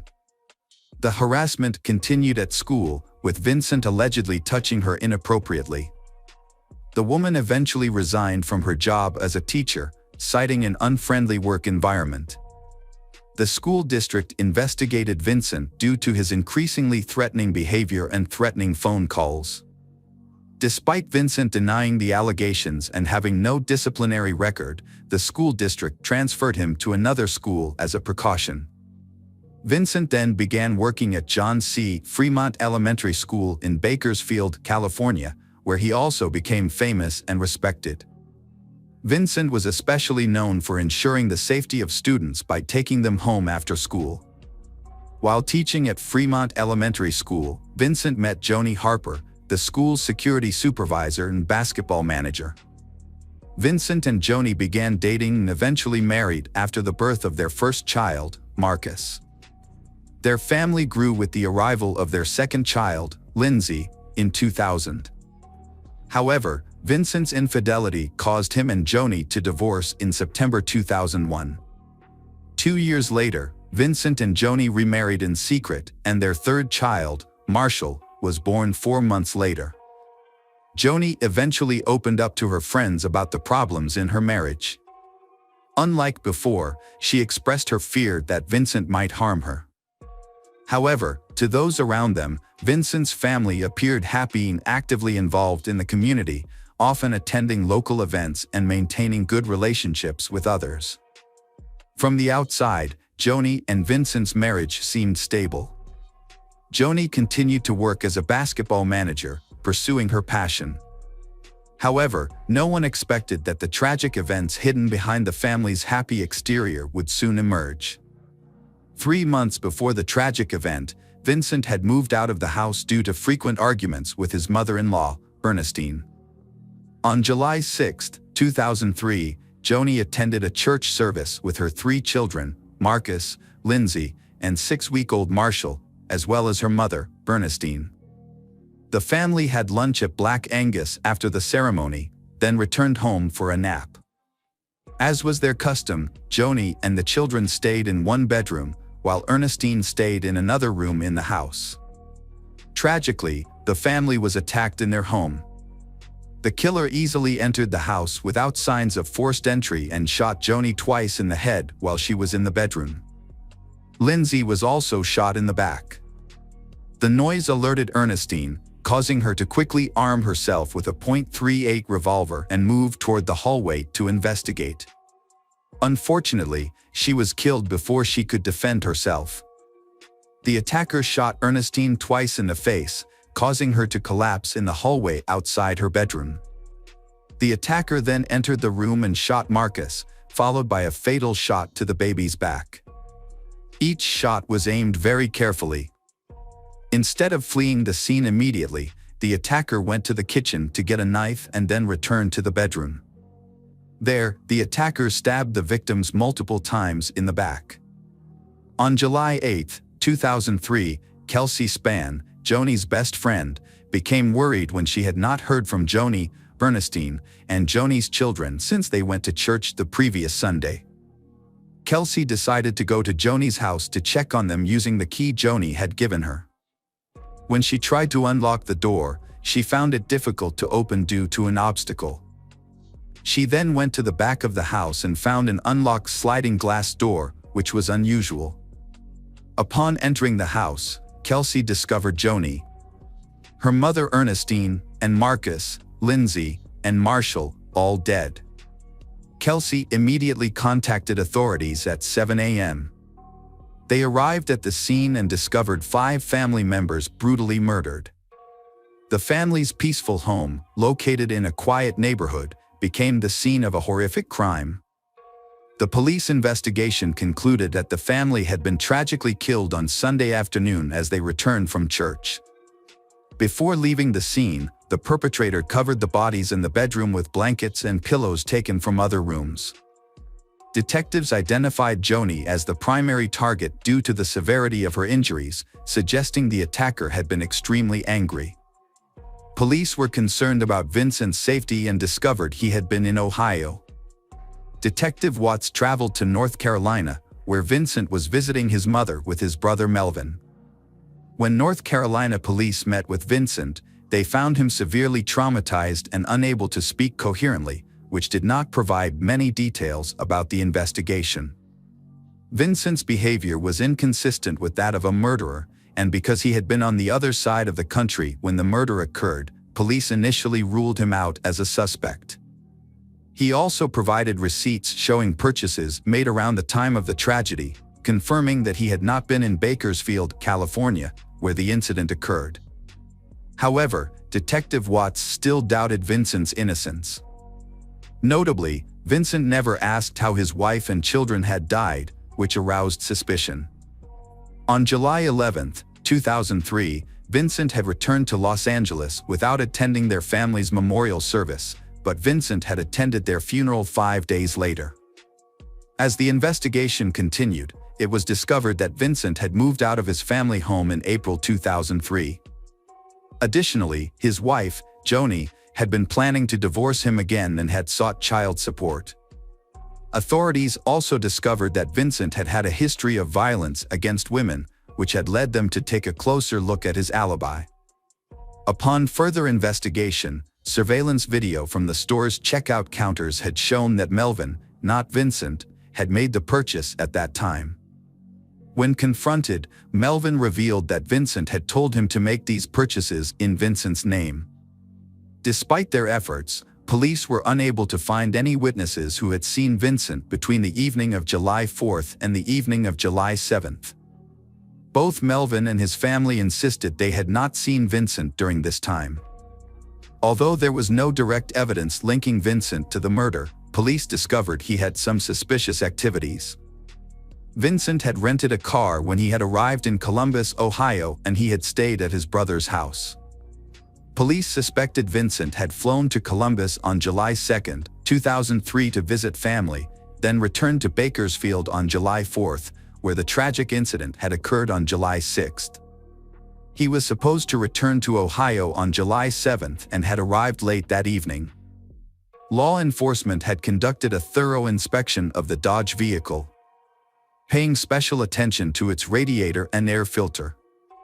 To help identify insects found in the car, investigators had enlisted the expertise of Dr. Lynn Kimsey from the Bohart Museum of Entomology at the University of California, Davis. Dr. Kimsey carefully had analyzed the insects and identified more than 100 species, including several species found only in the western region beyond the Rocky Mountains. The presence of some insects suggested that Vincent had moved at night. By carefully analyzing the insects, Dr. Kimsey had been able to plot a path that showed the car had traveled west from Ohio. Investigators later had tracked down the 5 previous car renters and confirmed that none of them had driven the car to California or near the Rocky Mountains. Police also had examined photographic evidence and found the end of a rubber glove in the laundry room. DNA testing showed a match. It belonged to none other than Vincent Brothers. Detective Watts had discovered that Vincent had been planning to leave town and had begun selling his assets, including putting his house on the market. As a result, Vincent had been arrested on April 30, 2004 and charged with 5 counts of first-degree murder. The trial began in 2007, with prosecutor Lisa Green leading the case. The prosecution argued that Vincent's motive for the murder had been financial, suggesting he had acted out of fear of having to pay child support due to his impending divorce from Joni. The prosecution portrayed Vincent as a serial adulterer who often had disappeared for long periods of time and who could become violent. To support their case, the prosecution called several witnesses, including Dr. Lynn Kimsey, who testified that the insects found in the Dodge were consistent with insects commonly found along Interstate 70. This testimony was further supported by evidence showing 5,424 miles had been driven from July 2 to July 11 in accordance with the prosecution's statement. However, when Melvin had appeared in court, he tried to change his previous testimony, claiming that he had lied to the police about Vincent giving him a credit card to use. In response, the defense presented an expert on high-speed driving, who argued that maintaining an average speed of 70 miles per hour during the trip from Ohio to California had been extremely difficult. The defense also presented its pathologists, who testified that the murders could have occurred as late as Monday morning, July 7, 2003. The defense also had presented interrogation tapes to prove that Melvin had been pressured by police to change his statement. Additionally, they called a witness who claimed to have seen a car accident involving Vincent on Sunday morning, in which a boy on a bicycle had collided with Vincent's rental car at an intersection. Although the incident had not been reported to the police due to the lack of damage or injuries, the prosecution attempted to verify the story. Vincent had taken it upon himself to defend himself. He had strongly denied all accusations about his married life and had firmly denied the accusation of murdering his family. Throughout his testimony, Vincent had become emotional and had shed tears several times. The prosecution had called Carla Tuya, principal of Franklin School, as a witness.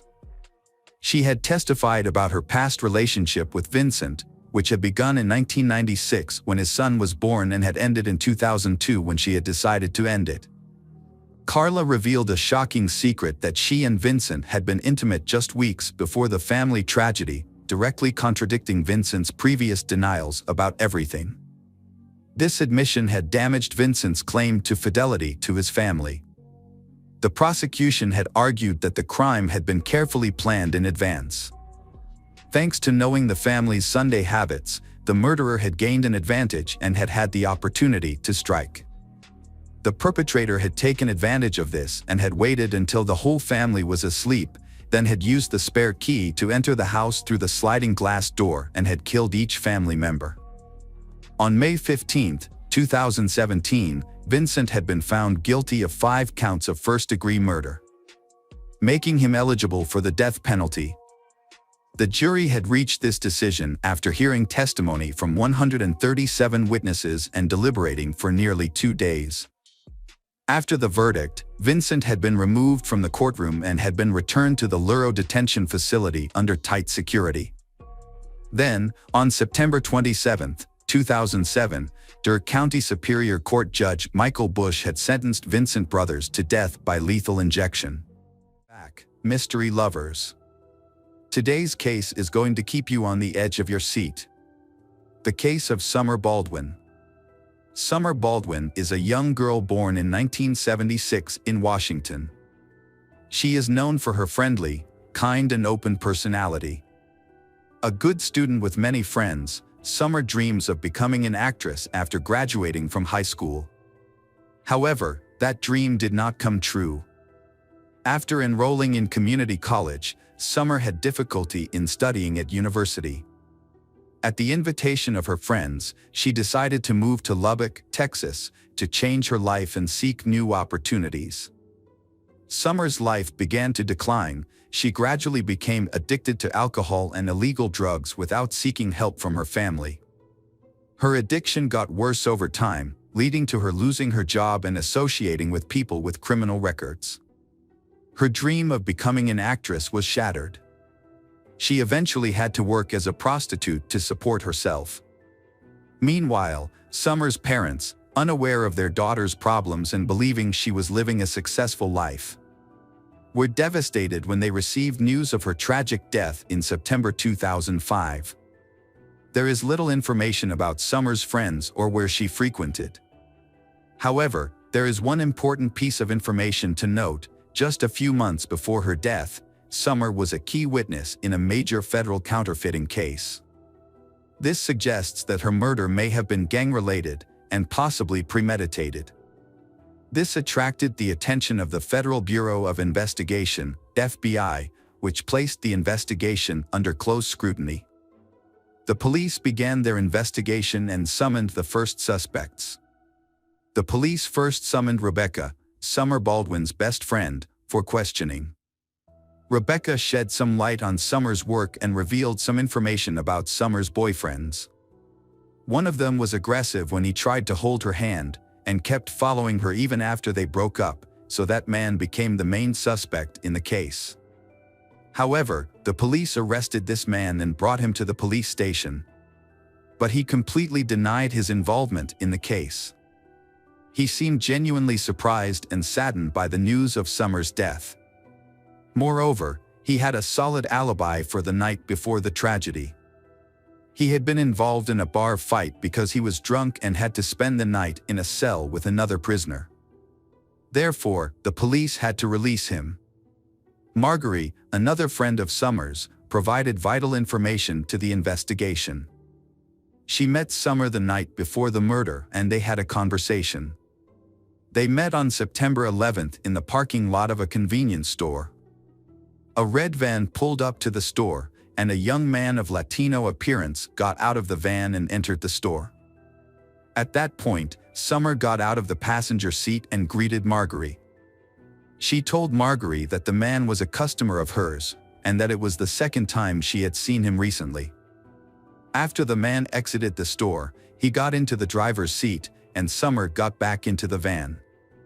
Marguerite did not remember which direction the van went, nor where the couple was headed for their date. She also said she had never seen the man before and assumed he was not local. The man had very short hair, like a soldier, but Marguerite couldn't see him clearly because it was dark. Police later discovered a suitcase that was covered in trash and feces, but the contents were intact and new. The label and plastic attachments were still intact, indicating that the person who purchased the suitcase had not removed it. Police investigated and discovered that the suitcase was a large model and was only sold at 2 stores in the city. Police determined that a pair of identical suitcases had been sold the day before the murder at a Walmart store in the area of the city where Summer was last seen. The suitcases were purchased at 2 different times, the first in the afternoon and the second around 2 a.m. This discrepancy in purchase times struck police as odd and suspicious. Police went to the store and requested to review surveillance camera footage. After reviewing the documents, they discovered that the first suitcase had been purchased by an elderly couple. The couple did not arouse suspicion and explained that they had bought it for a vacation. However, the second suitcase was purchased by a young man who appeared to be Latino, had a slim build and very short hair, and looked like a military man. This led the police to suspect that this was the man the witness had mentioned when he saw him with Summer in the supermarket parking lot. This man also bought a pair of disposable gloves. The coincidence was so great that the police believed they had found the right person. This man was very careful to use cash to make payments instead of a card, in order to eliminate any personal traces. However, He did not anticipate that there would be cameras that would detect him. These cameras accurately recorded his license plate number. The police quickly identified the owner of the car as Rosendo Rodriguez, a reservist in the United States Marine Corps. He had been in town for several days with his unit for training. Finding Rodriguez immediately proved difficult, as he had not been at the hotel where his unit was stationed. However, police had his details and discovered that he had withdrawn a large sum of money from an ATM at another hotel, which may have been used to pay for the suitcase and gloves. Rodriguez had not stayed at the hotel where he used the ATM. Instead, a man named Thomas Rodriguez had checked in on November 15th at his home in San Antonio. When police arrived, he remained calm and appeared unaware of the seriousness of the situation. During the search, a striped shirt and shorts were found, matching the outfit he was wearing when he purchased the suitcase, which was captured on surveillance video. His laptop and cell phone were also confiscated. During the first weeks, Rodriguez remained silent and denied any involvement in the murder of Summer Baldwin. However, the evidence against him was overwhelming, so, on the advice of his lawyer, he began to tell his version of the story, which differed greatly from the scenario set up by forensic experts. Initially, Rodriguez explained that he had accidentally checked into a different hotel than his teammates. He only knew the name of the hotel chain where they would be staying. And after checking in, he realized that the others were staying in a different location. He decided not to move because the military leadership said it was unnecessary. However, he did not explain why he checked into a room under a different name. On the morning of September 10th, Rodriguez rented a van to make it easier to move. That evening, while walking around the city, he said he ran into Summer Baldwin. According to his account, he saw a blonde woman sitting on a bench by the side of the road, covering her face with her hands as if she were crying. Curious and concerned, he stopped to check if she was okay and needed help. They began chatting, she calmed down, and then they went to his hotel room, where they talked and had a few drinks. In his testimony, they were not intimate. The next morning, Rodriguez drove her home, but they agreed to meet in the evening. He picked her up at the same location around 9 p.m. and went to a supermarket where Summer met her friend Marjorie. They then returned to the hotel, where Rodriguez said there was consensual intimacy between them. However, Rodriguez later said that Summer became aggressive and demanded money, which surprised him because he did not realize he was seeing a prostitute. And Summer's demand for money made him feel threatened. He disarmed her and punched her in the face, causing her nose to bleed. Rodriguez claimed that he had no intention of harming Summer and that his actions were in self-defense. However, just a few minutes later, Summer collapsed on the bed, convulsing and foaming at the mouth. Rodriguez said that he tried to help her, but was unable to perform CPR due to the blood and foam on her face. After a minute, Summer stopped breathing and Rodriguez realized that she was dead. He became panicked and took several actions to cover up the incident. Rodriguez went to a nearby store, bought a suitcase and gloves, then returned to the hotel, put Summer's body in the suitcase and threw it in the trash. He knew that the suitcase would be taken to the landfill the next morning. Rodriguez then checked out of the hotel, returned the rental car and drove home to San Antonio, trying to pretend that nothing had happened. However, investigators found several inconsistencies in Rodriguez's testimony that suggested he had lied. One of the key pieces of evidence was the testimony of Marjorie, who met Summer in the parking lot on the night of the murder. Marjorie claimed that Summer made it clear to her that the man was her client, with whom they had previously had a paid encounter. Rodriguez claimed that everything between them was consensual, but evidence on Summer's body suggested that she had been taken advantage of. It is possible that their first night together was consensual, which is why Summer agreed to meet Rodriguez again. However, Rodriguez's testimony that he only hit Summer once in the face to calm her down does not appear to be true. The autopsy revealed approximately 30 new bruises on Summer's head and body on the night of the murder, along with several stab wounds. This suggests that Rodriguez used violence against Summer. Additionally, the fact that Summer was still alive when Rodriguez stuffed her into the suitcase contradicts his testimony that she was dead. Another notable point is that during the investigation at Rodriguez's home, police seized his laptop. When they reviewed his search history, they discovered that Rodriguez had been actively searching for information about Summer, whether the police were looking for her, and whether her body had been found in a dumpster. It is worth noting that Rodriguez also frequently searched for information about Joanna Catherine Rogers, a 16-year-old girl from Lubbock who had gone missing a year and a half earlier. When authorities offered Rodriguez a plea deal in exchange for information about Joanna's fate, he reluctantly accepted and told his story. He said he met Joanna, a high school student in Lubbock, in late April 2004. After several meetings, they went to his hotel room on May 4th. An argument over money ensued, along with threats of a rape lawsuit. Meanwhile, Rodriguez gagged Joanna to keep her quiet, but this action inadvertently caused her death. He then put the body in his suitcase and threw it in the trash to dispose of it. Rodriguez initially confessed to these actions but later recanted, claiming he was coerced.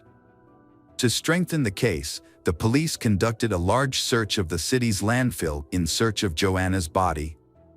More than a year later, they found a suitcase containing Joanna's body. Although the body was badly decomposed, DNA testing confirmed the identity of the body. The evidence gathered allowed the authorities to charge Rodriguez as a serial killer with heinous crimes and a consistent modus operandi. The trial, sentencing, and execution followed. Despite the overwhelming evidence of guilt and the severity of the case, Rodriguez continued to hope to avoid the death penalty until the very end. However, the court made a different decision due to newly discovered information. The victim, Summer Baldwin, was 3 months pregnant at the time of her death. This aggravating factor led to the court finding Rodriguez guilty of first-degree murder and sentencing him to death by lethal injection. Rodriguez and his attorney appealed several times, but were all rejected. On March 27, 2018, nearly 10 years after his conviction, Rosendo Rodriguez was executed at the Huntsville prison in Texas. It was the fourth execution in Texas